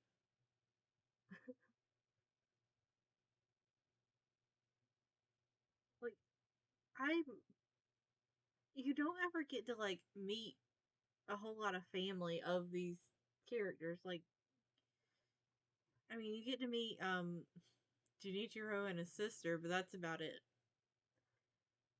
And I do wonder if it's supposed to be like a this thing is passed down from like generation to generation. Because for Kyoka, that's exactly how it happened. Demon Snow was originally her mother's.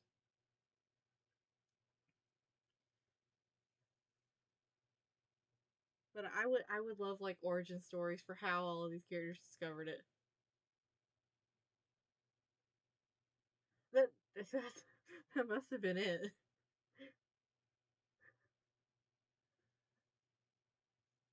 Which, being perfectly honest, he does seem like the type of person to try to throw change in his pocket.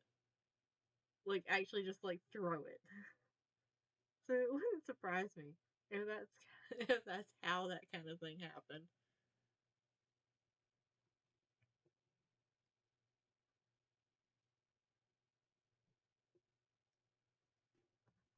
Alright. Another one that I was surprised about the hair color was, and actually the uniform color for these, because I could have sworn that, actually,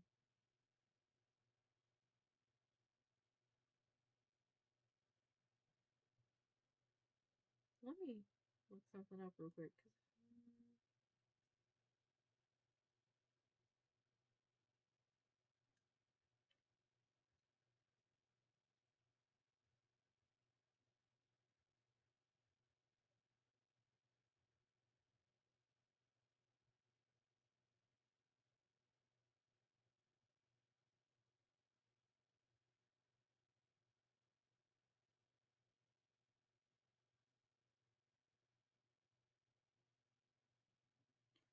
So, like, I could have sworn that originally the, um, the hunting dog's uniform that, like, Juno is wearing and,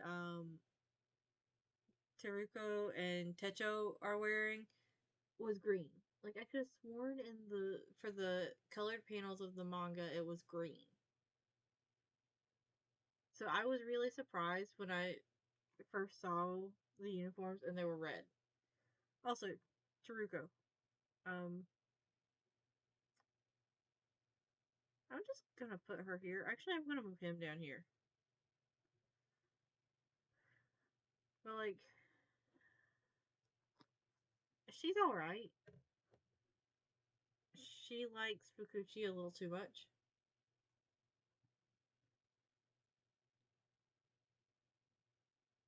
And but like the others of the hunting dogs, she has an insanely powerful ability. Like that's just a thing for the hunting dogs. They are like the most powerful ones.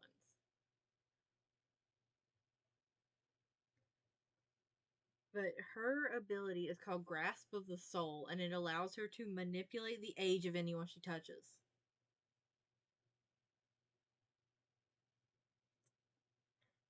And she usually uses it for interrogation and torture. Like,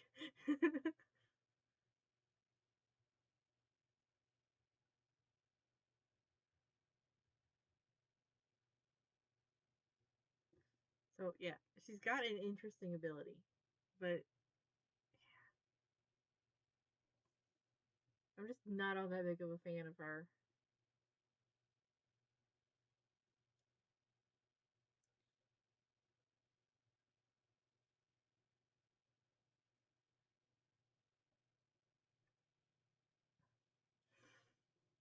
So Techo, on the other hand, I like quite a bit. He's just a fun dude.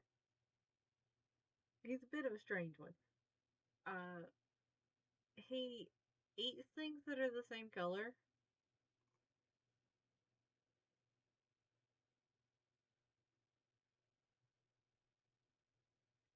Like, let me see if I can find like examples of what he has eaten.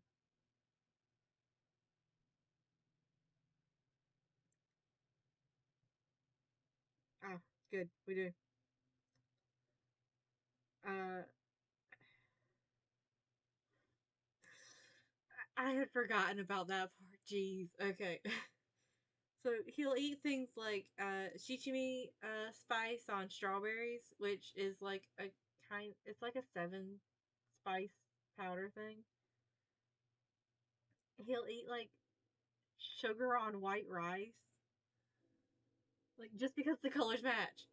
The boy eats things where the colors match, and I am aware that I season my food the same way that he eats, but it does not make it less weird. I am aware that it's weird. Also, he's eating a hard boiled egg with the shell on.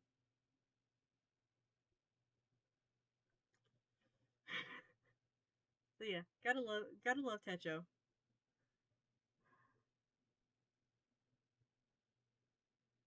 His ability is cool though. Like, not gonna lie. Uh, his ability is called Plum Blossoms in Snow.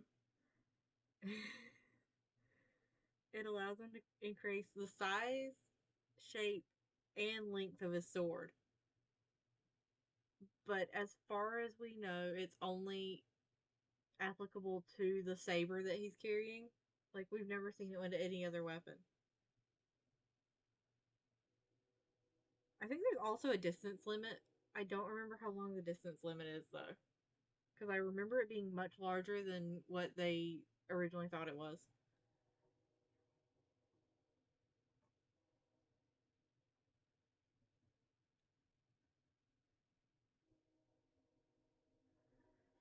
Yeah, like, and that rounds out the hunting dogs. Like, everybody's got like wonderfully powerful abilities in there, and they're used basically as like an anti ability,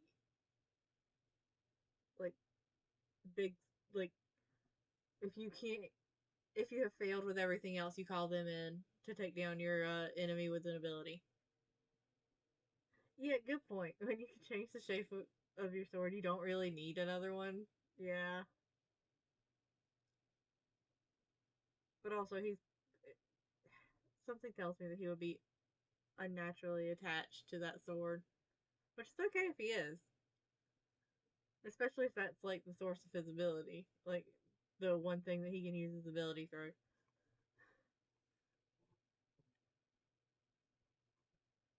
All right,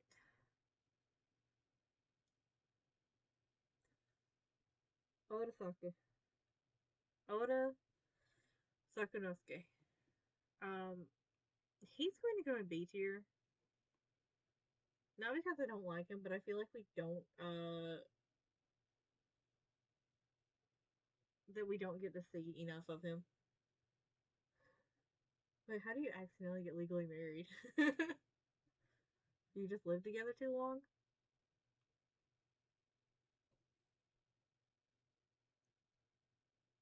Let's see.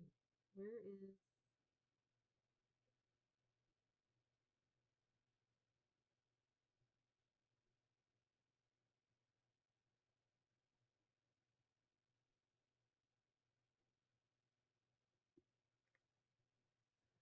his ability is it's a it would be useful if it had a longer time frame, because like if he had even the slightest problem with like not reacting quick enough, he'd be doomed. He can predict 5 to 6 seconds into the future. It's called flawless, but like I said, it's a very short time frame.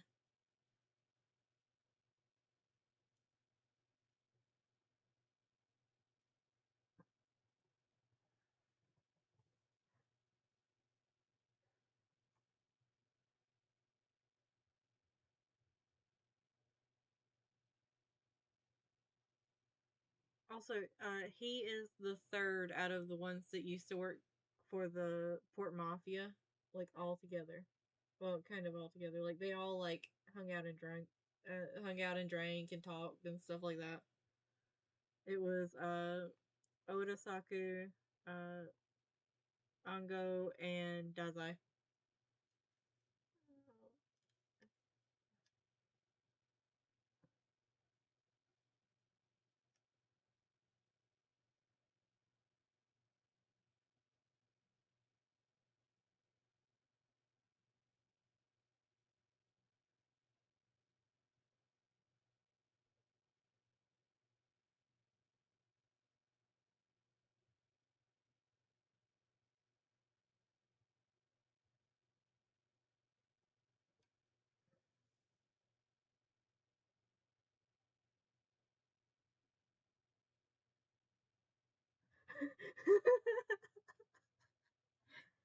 I feel like that's the kind of thing you check before you're just like, yeah, we'll use this friend to do that.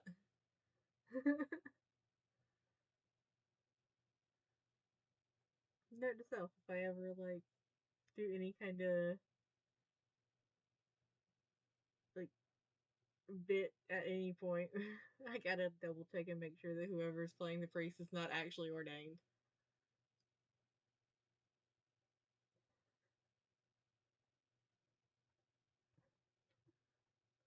All right, on to my all-time favorite redhead of the series. That's not Chuya. Well, that's not part of the Port Mafia. Mark Twain. His ability lets him create little like doll like versions of Huck Finn and Tom Sawyer. But that's not all he does. He doesn't just create these little floating like doll versions of them. If he attaches one of them to one of the bullets, he can shoot with absolute accuracy.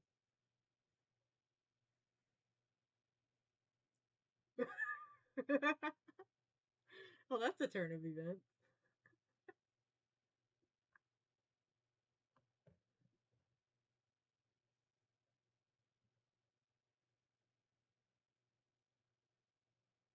But like Huck Finn and Tom Sawyer's minds are also connected.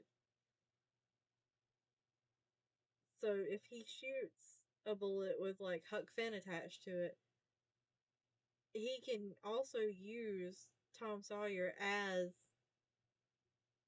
like basically a way to do long distance surveillance because wherever Huck Finn is, Tom Sawyer will be able to know what's going on. Yeah, I'm not gonna lie. When I heard that, that was my first thought too.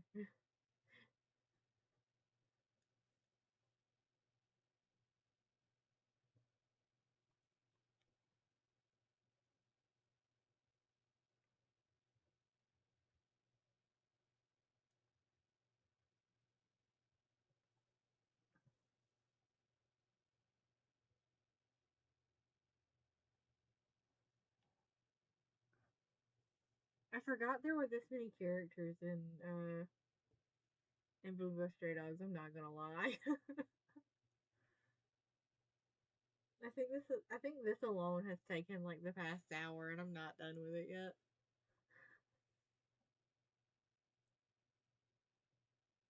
But we're getting close to the end.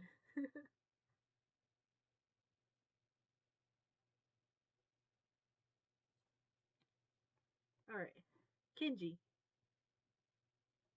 good old farmer boy. He can actually go up here. He's one of those characters that I like, but I can't explain why I like. Like I just like him. His ability is called Undefeated by the Rain, and it's really cool. He's got like superhuman strength. Only when he's hungry.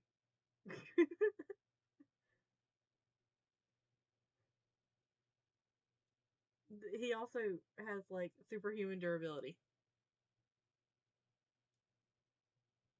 Once again, only while he's hungry. And just about as soon as he like fills his stomach, he will just like conk out and take a nap. Yeah, there's also a lot of named characters in Surfing, if you're right.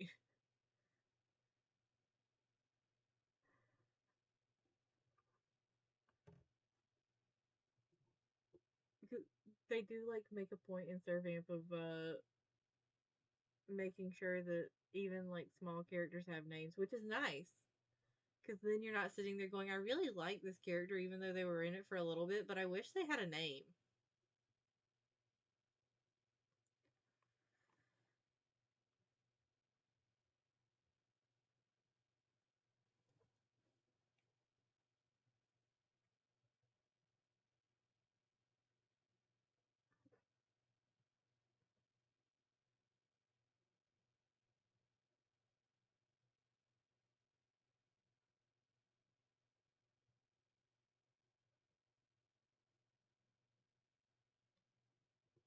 Alright, Sigma. I like Sigma. Um, poor dude. He's not even sure how to describe him. I I guess maybe he could be best described as like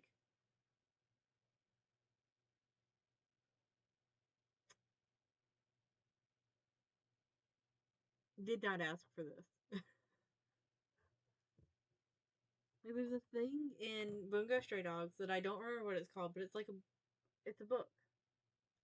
And like what you write in there, so long as it's got like a cohesive plot that can like transition from what was already written, it will become true. It will become reality. He, if I remember correctly, he was like born of that basically. Like he just appeared.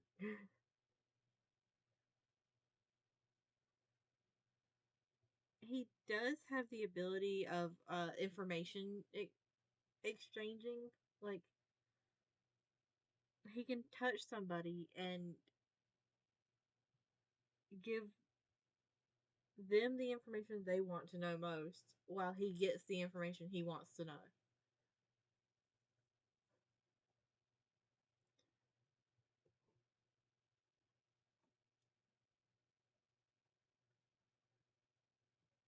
And his hair is two tone. Like you can't really tell it because the two colors are very similar to each other in this particular picture. But his hair is two toned. Alright, Atsushi. Um sure.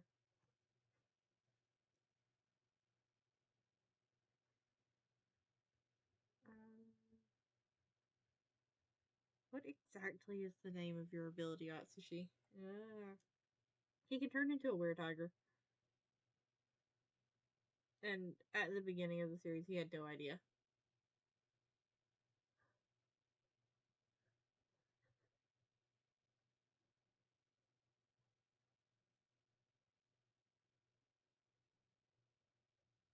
Yeah, Atsushi is I think technically supposed to be yeah, he's a furry.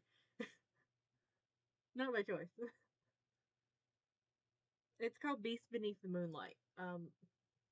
Prior to him joining the Armed Detective Agency, he like literally was a were tiger. Like he would change under the moonlight. What was your name?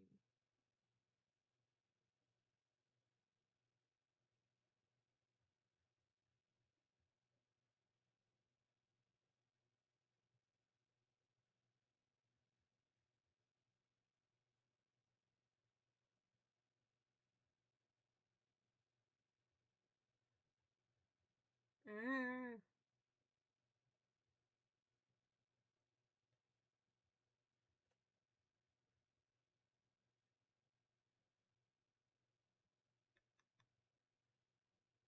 give me a minute. I gotta dig around so that I can remember this dude's name. Because if I remember correctly, he can erase evidence.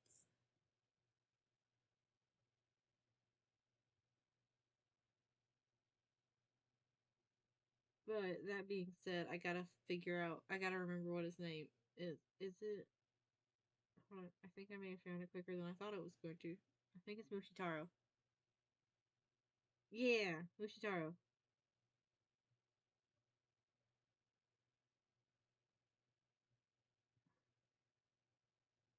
Yeah, his ability is the perfect crime, and it allows him to erase any evidence of a crime perfectly.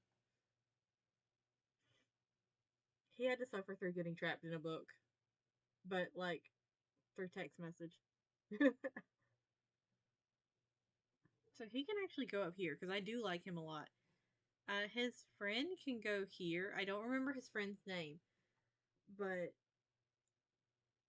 the story that he got trapped in, thanks to Poe and Rampo, was his friend's book that his friend's manuscript that he had stolen after his friend's death.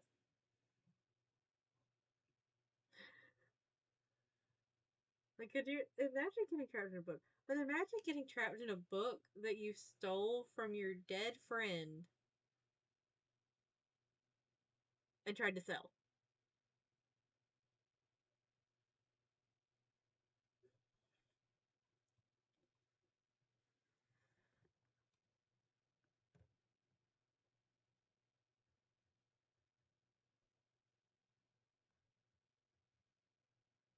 Or at least I think he got trapped in that book.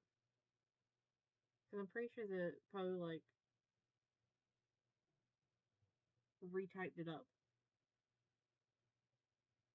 and then sent it to Rambo.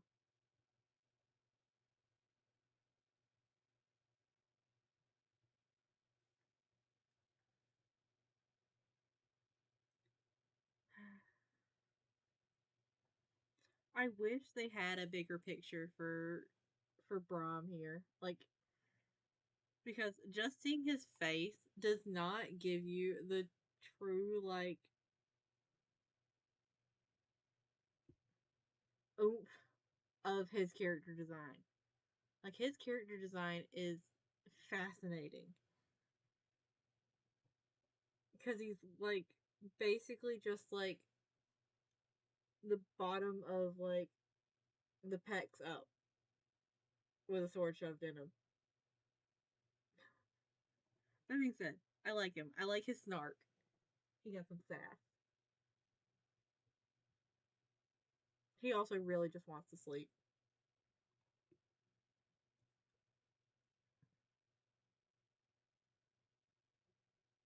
It doesn't really elaborate on his ability to terribly, like, it doesn't name his ability or anything, but he is the reason for the vampires.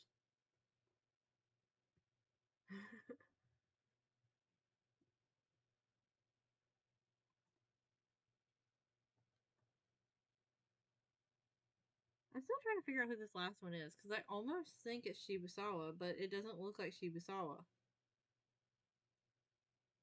There's no way that made sense. Um,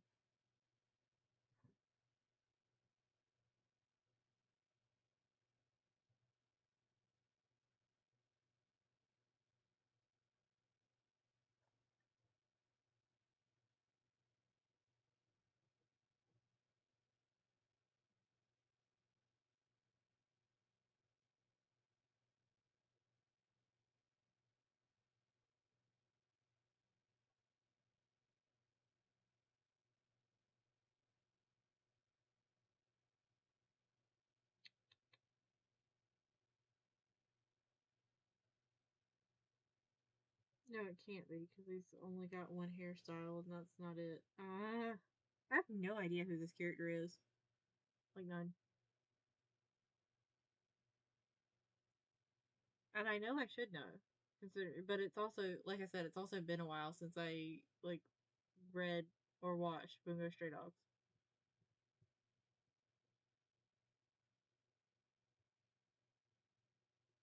So I'm just gonna put you down here because I don't remember who you are.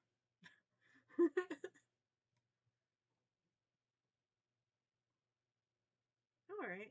Yeah, this looks about like I expected it to.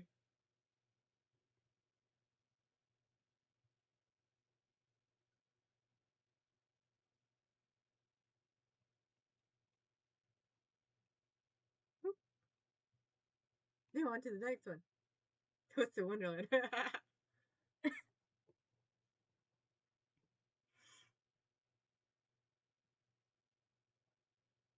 How much do you know about Twisted Wonderland?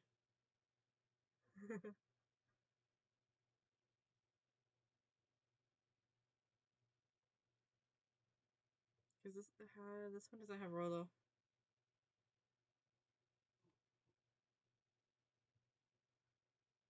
All right.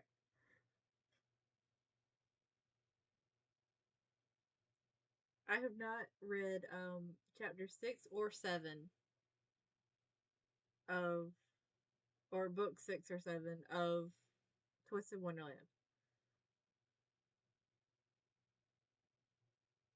I do play it in both English and Japanese, and the servers do not want to give me siblings.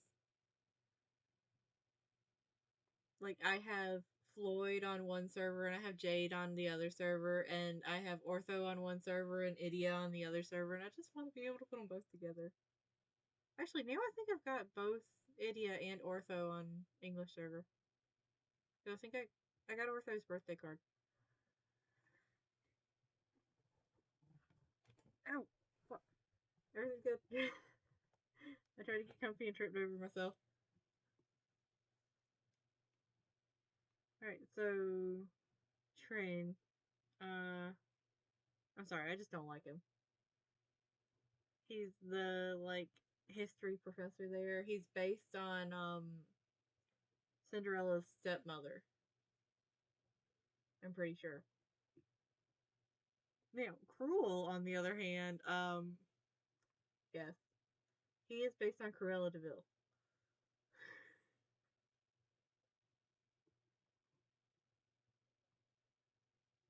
Crowley, sure, he can go here. He's just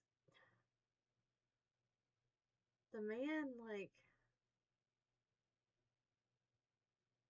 I don't know how he's so uselessly useful. That's the only way I can describe Crowley.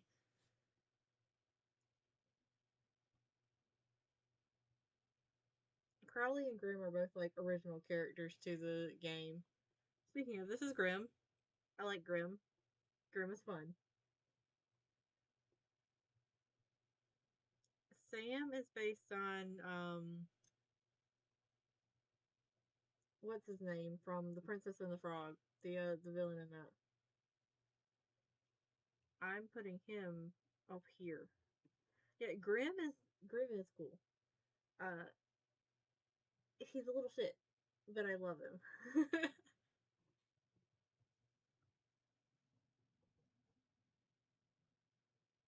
Alright, Vargas is based on Gaston, and I just like, I find him annoying, to be perfectly honest. Yeah, Facilier. Alright, Neo to get into the students. Yeah, Sam is really cool. He owns the shop that's on the campus of the school, and is the face that you see when you go into the in-game store.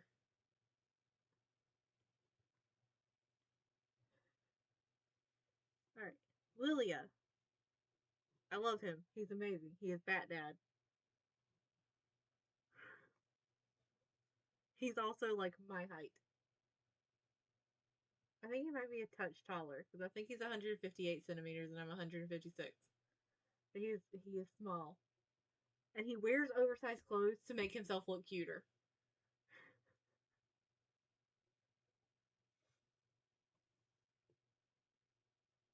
All right, Malleus. You know what? You can also go in S plus. He is the grandson, I think, of the oh, what is she called in game? I think it's like the Briar Witch, the one based on Maleficent. They are so cool. I can't in good faith like recommend a gacha game because I play too many gacha games and I understand the draw of gacha games. But if you can for sure say that you will never spend money on it, I would recommend Twisted Wonderland. Alright, Sebek also goes up there. Sebek is half fae, um half human.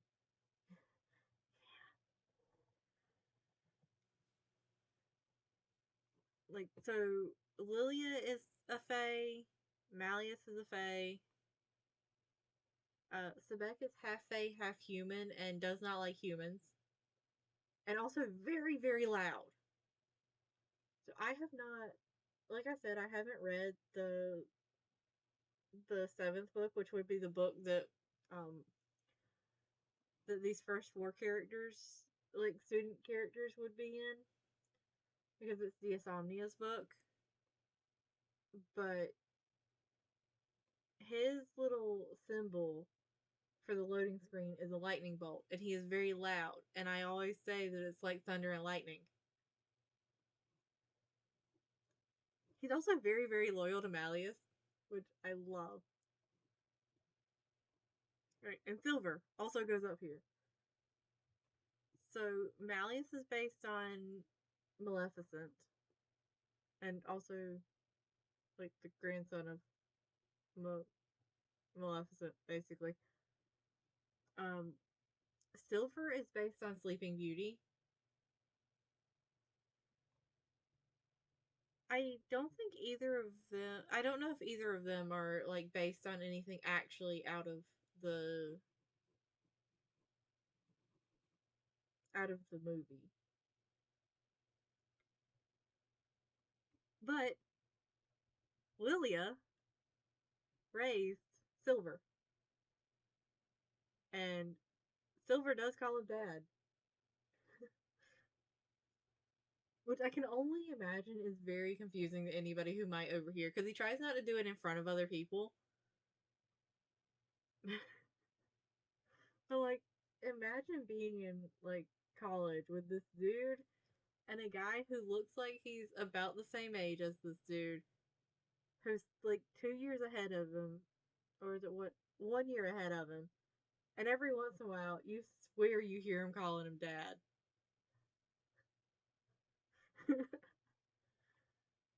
If I remember correctly, I think Lilia also raised Malleus a bit,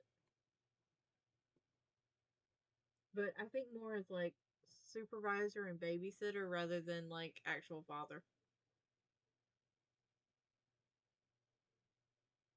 Also, there, prior to the events of like the cooking event that Lilia was in, they were all afraid of his cooking. I think they still are all afraid of his cooking.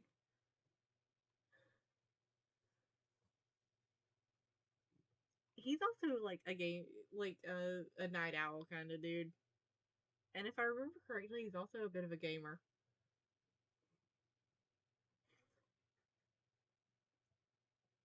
All right, now that we've gotten what is clearly my favorite dorm out of the way,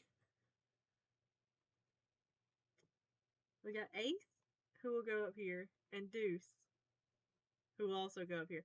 They are part of, I what is it called? I don't remember what it's called in English, but I know in Japanese it's like a Deuce combo. Cater, who will go up here, starts calling him that.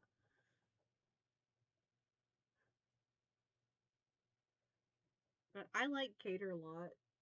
He likes spicy foods. He can't stand sweet foods. His older sisters, used to feed him like a bunch of sweet stuff, so now he can't stand it. Uh, I would almost call him like the Gen Z character, despite being one of the older students.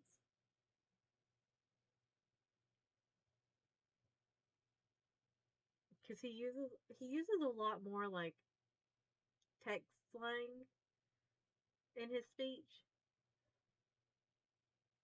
It was an adventure reading it in English for the first time.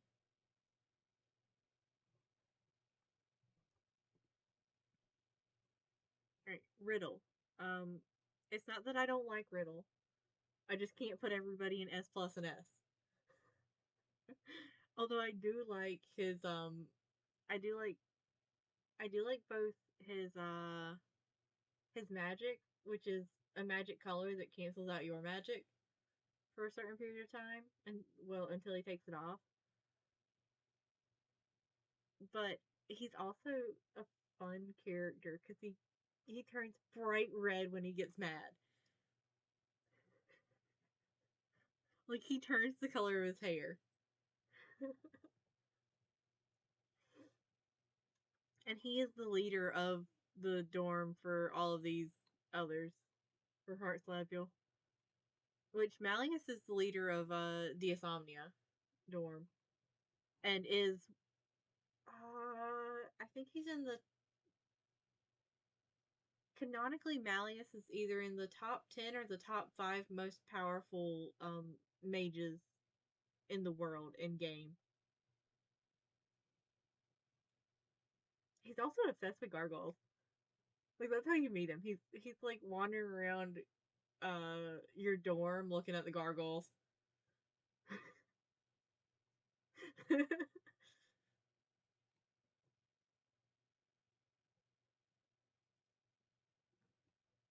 Right, and Trey.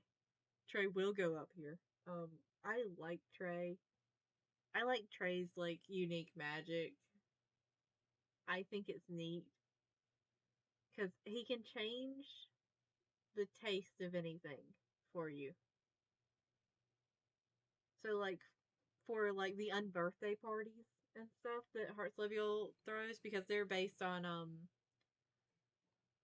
he's based on the Queen from Alice in Wonderland and then different cards. But since there's a lot of sweets there, he'll usually change Cater's taste so that he's not tasting sweet, he's tasting like spicy or something else that he likes.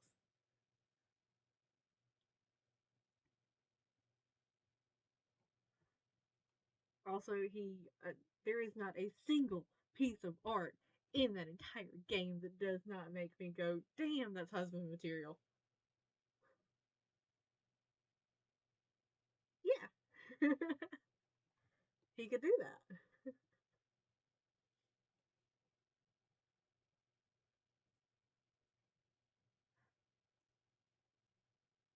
Also, he can cook, he can bake. Like, oh, he's the responsible one. That does not mean that he does not have sass, though.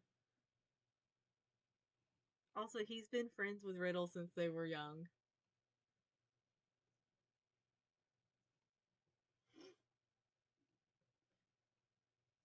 All right, let's see. Idia, I like Idia, but I like his brother more.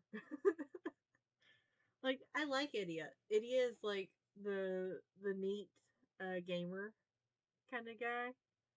Like he's a shut in. He hates leaving his room. Most of the time, he like attends class through like a tablet and like meetings through a tablet. My favorite event in Twisted Wonderland is the like ghost marriage event, and it's because the one time he leaves his room to go try to buy a new, I think it was a new manga, he gets kidnapped by a ghost.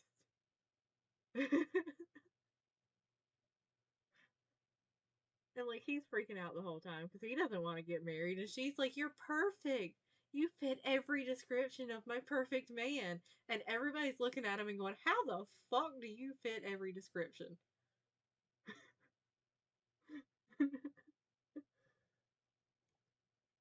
But then she lays out all of her like ideal traits, and they're like, "You know what? In like the most fucked up way, yeah, that fits." Yeah. And then there's Ortho. I love Ortho. I love his little brother Ortho. Yeah, her. Yeah, it must have been. She did get like a happy ending though. She did end up getting married anyways. not to Idia. Ortho, um, little baby brother, little baby boy Ortho. That's one of my kids. He did threaten to tear down the school with a laser cannon to get Idia back.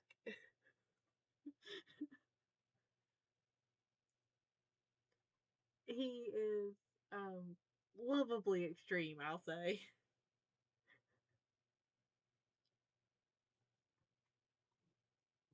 He's also, I'm not entirely sure what he is. He's not quite human, but I don't know if it's because something happened and Idia fixed him by adding a bunch of like cyborg parts. Which this is probably all covered in book 6. But yeah. Eventually I'll get caught up on story.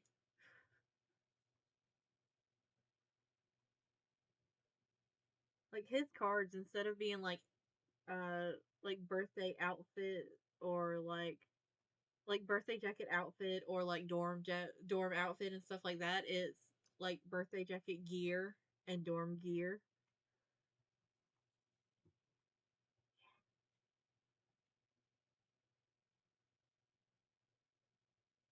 Yeah, he should be allowed to destroy things. I fully support this. Yeah. That was what got everybody to work together to get Idia back, though.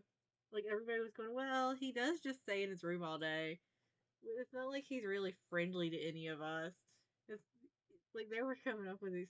I don't have time. I gotta go, like, to a modeling shoot. Like, but he did pull them together because they were like, okay, okay, don't burn the school down. Don't destroy the school. We'll do this, okay? And, like, he's based on Hades from Hercules.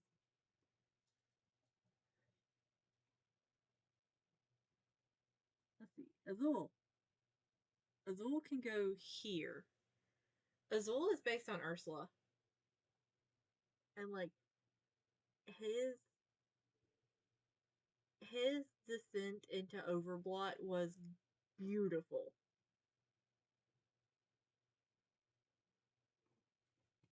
Hello, Susie. Oh, you're getting big. So cute. Alright, now for my favorite pair of characters.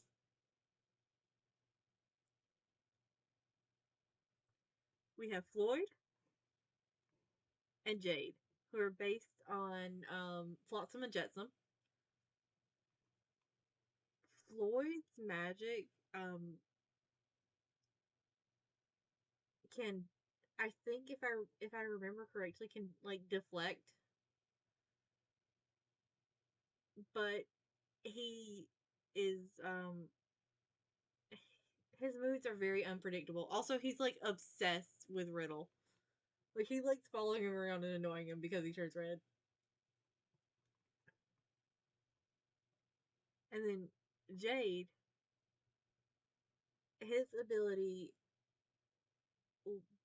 makes you his unique magic makes you tell the truth, but it only works on you once.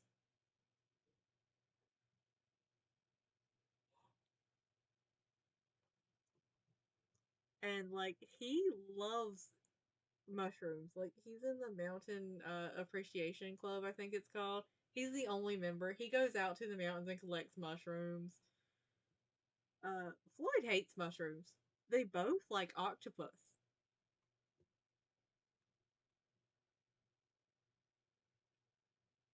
And they're all both of them and Azul are mermen. Um Azul is a mer octopus. Yeah, I love them both. They are both amazing. Bless you.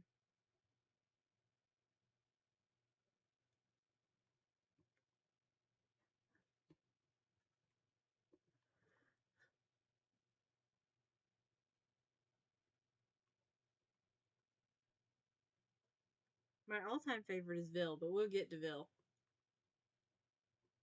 Right. Ethel. Ethel can go here, not because I don't really like him, but because like I feel like he's predictable. Like he's super cute. He looks like feminine, and he wanted to be in Savannah Claw, which we haven't gotten to Savannah Claw yet, but they're like a lot of their members are like these buff guys who are like real good at sports and real good at fighting and stuff like that. He wanted so bad to be in Savannah Claw, and he got put in Pomifior, which is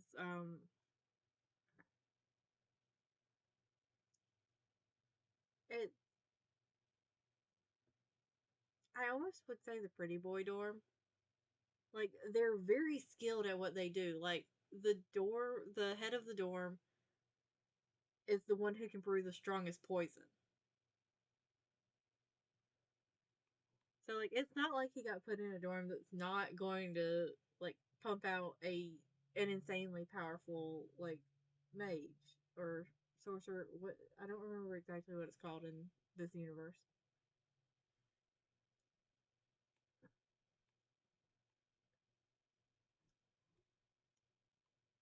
But like it, of course his character arc is him like understanding, oh hey, just because I look cute doesn't mean that I can't also be strong. Like it doesn't mean that I've got to like act like a big buff guy all the time. Which I feel like that's very predictable. Rook. Um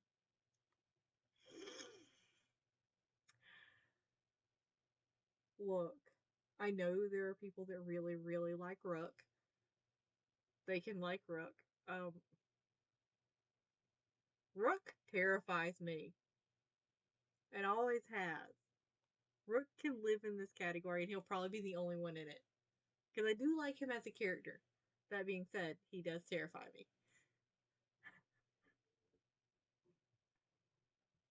Alright, and now Vil.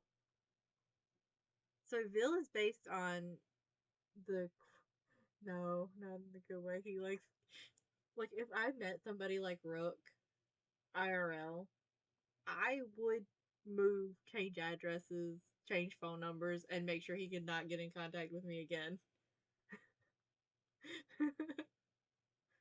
Not that it would help, because he'd definitely track me down.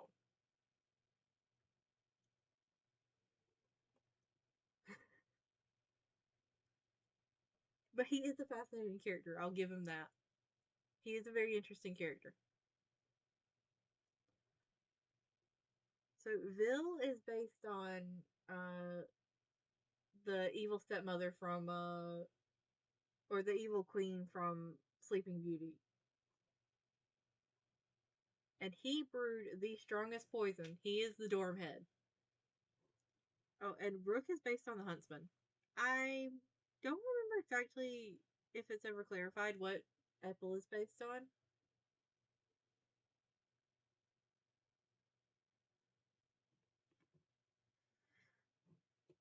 Yeah. Vil wears like I think it was 13 centimeter heels.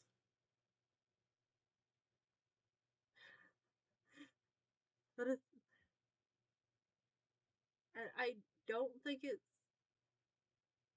I don't think it's clarified whether or not his 185 centimeter height is including those heels.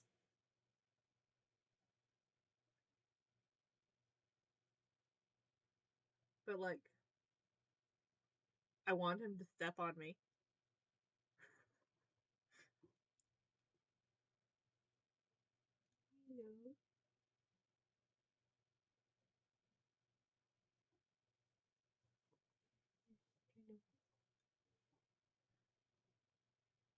I was, by the way, I was also going to do a Token Rambu one, but I think that one will have to wait until next time because Token Rambu also has a fuck ton of characters. Treasure seals, yeah. I know Malleus is like 202 centimeters, including his horns. but it's also specified that that's including his horns. So I feel like if it's not specified, then it wouldn't also include it, right? It's one tall motherfucker. I have um so I have a handful of art books for like various games. I do have the Twisted Wonderland one.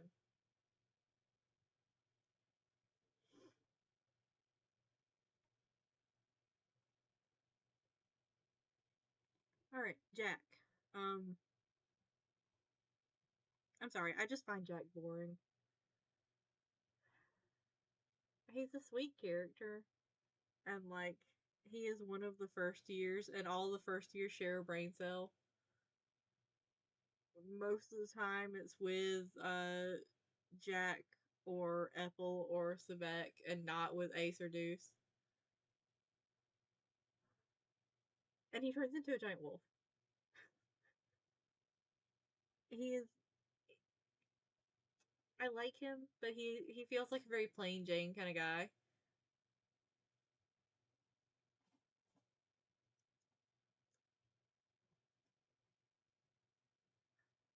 All right, Leona. Leona can go up there. Leona needs to like get his shit together though, because he's like 21 and like 2 years behind. Because he's a third year.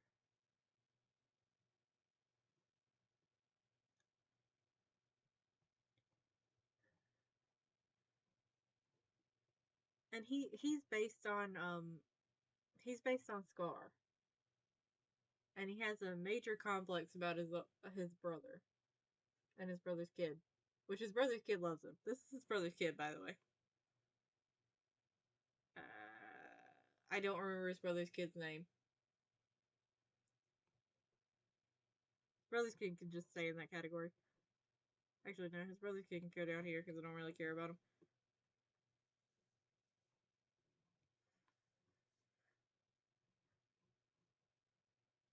There's Ruggy, who I adore. Leona is the head of Savannah Cloudorn, by the way.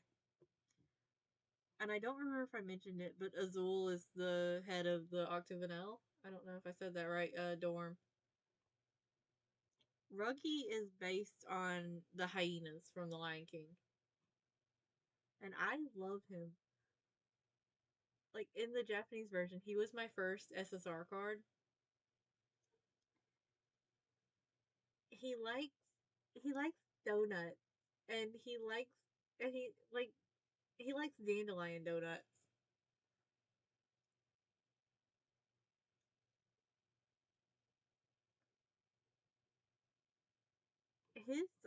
His unique magic is also really cool to me too. It's basically like puppeteering.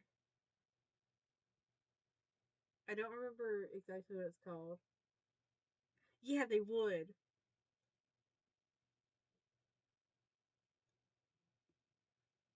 All right, Jamil. Jamil can go up here too. I really like Jamil. Jamil is based on Jafar, and he's like he spends all of his time trying to be like very middle of the road, not standing out, like but good enough to for people not to question why he's got the assistant dorm leader position or vice dorm leader position. But he is incredibly smart and he is incredibly cunning and he has mind control.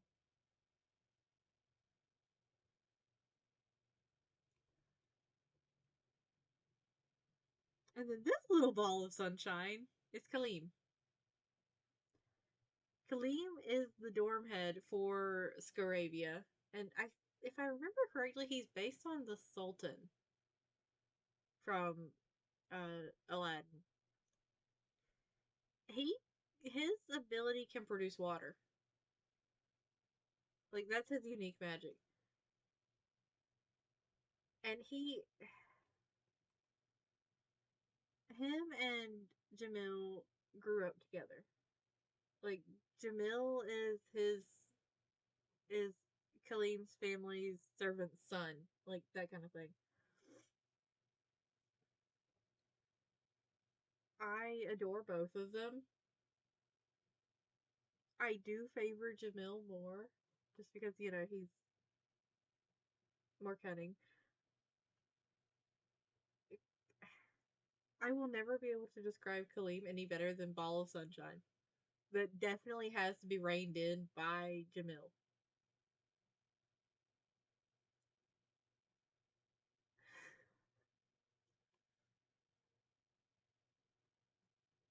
Okay. And then Chinya. Mm, Chinya can go here. Not because, well, actually, Chinya can go up here. I like Chinya. Chinya is also a childhood friend of Riddle and Trey, but going to a different school, going to a different college. And he's obviously based on the Cheshire Cat. And his unique magic also follows along with being based on the Cheshire Cat. He can disappear.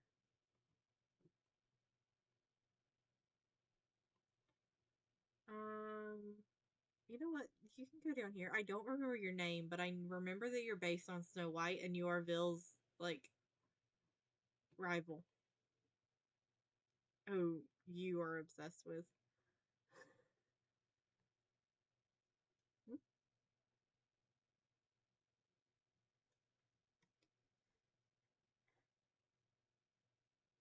Well, that went fairly quickly.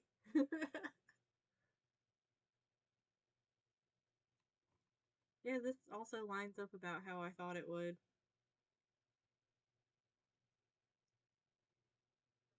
I feel like Bungo Stray Dogs, like by default, since it's also got a lot of characters and like the abilities tend to be quite complex, like will always take up more time than anything else. There is one character that's not on here that I know of that is like a character that you could get a card of, and that was Rolo, who is based on Frollo from The Hunchback of Notre Dame.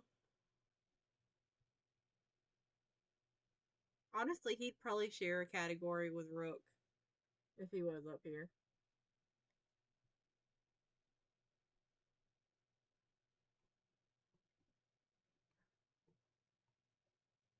Oh, by the way, in the event that you do decide to start playing Twisted Wonderland, I think the like starting gotcha that you get to like redo until you get a card that you want, an SSR card that you want, only has uh Heartslevule, which are these five, and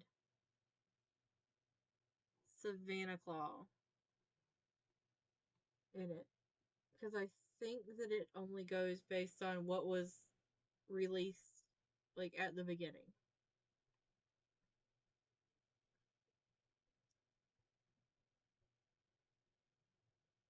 Because I know that Octavanel, I still don't know if I'm saying that right. I've been saying this word for years and I don't know if I'm saying it right. Uh was released after the initial release. Like I think it was the first one that got like added in.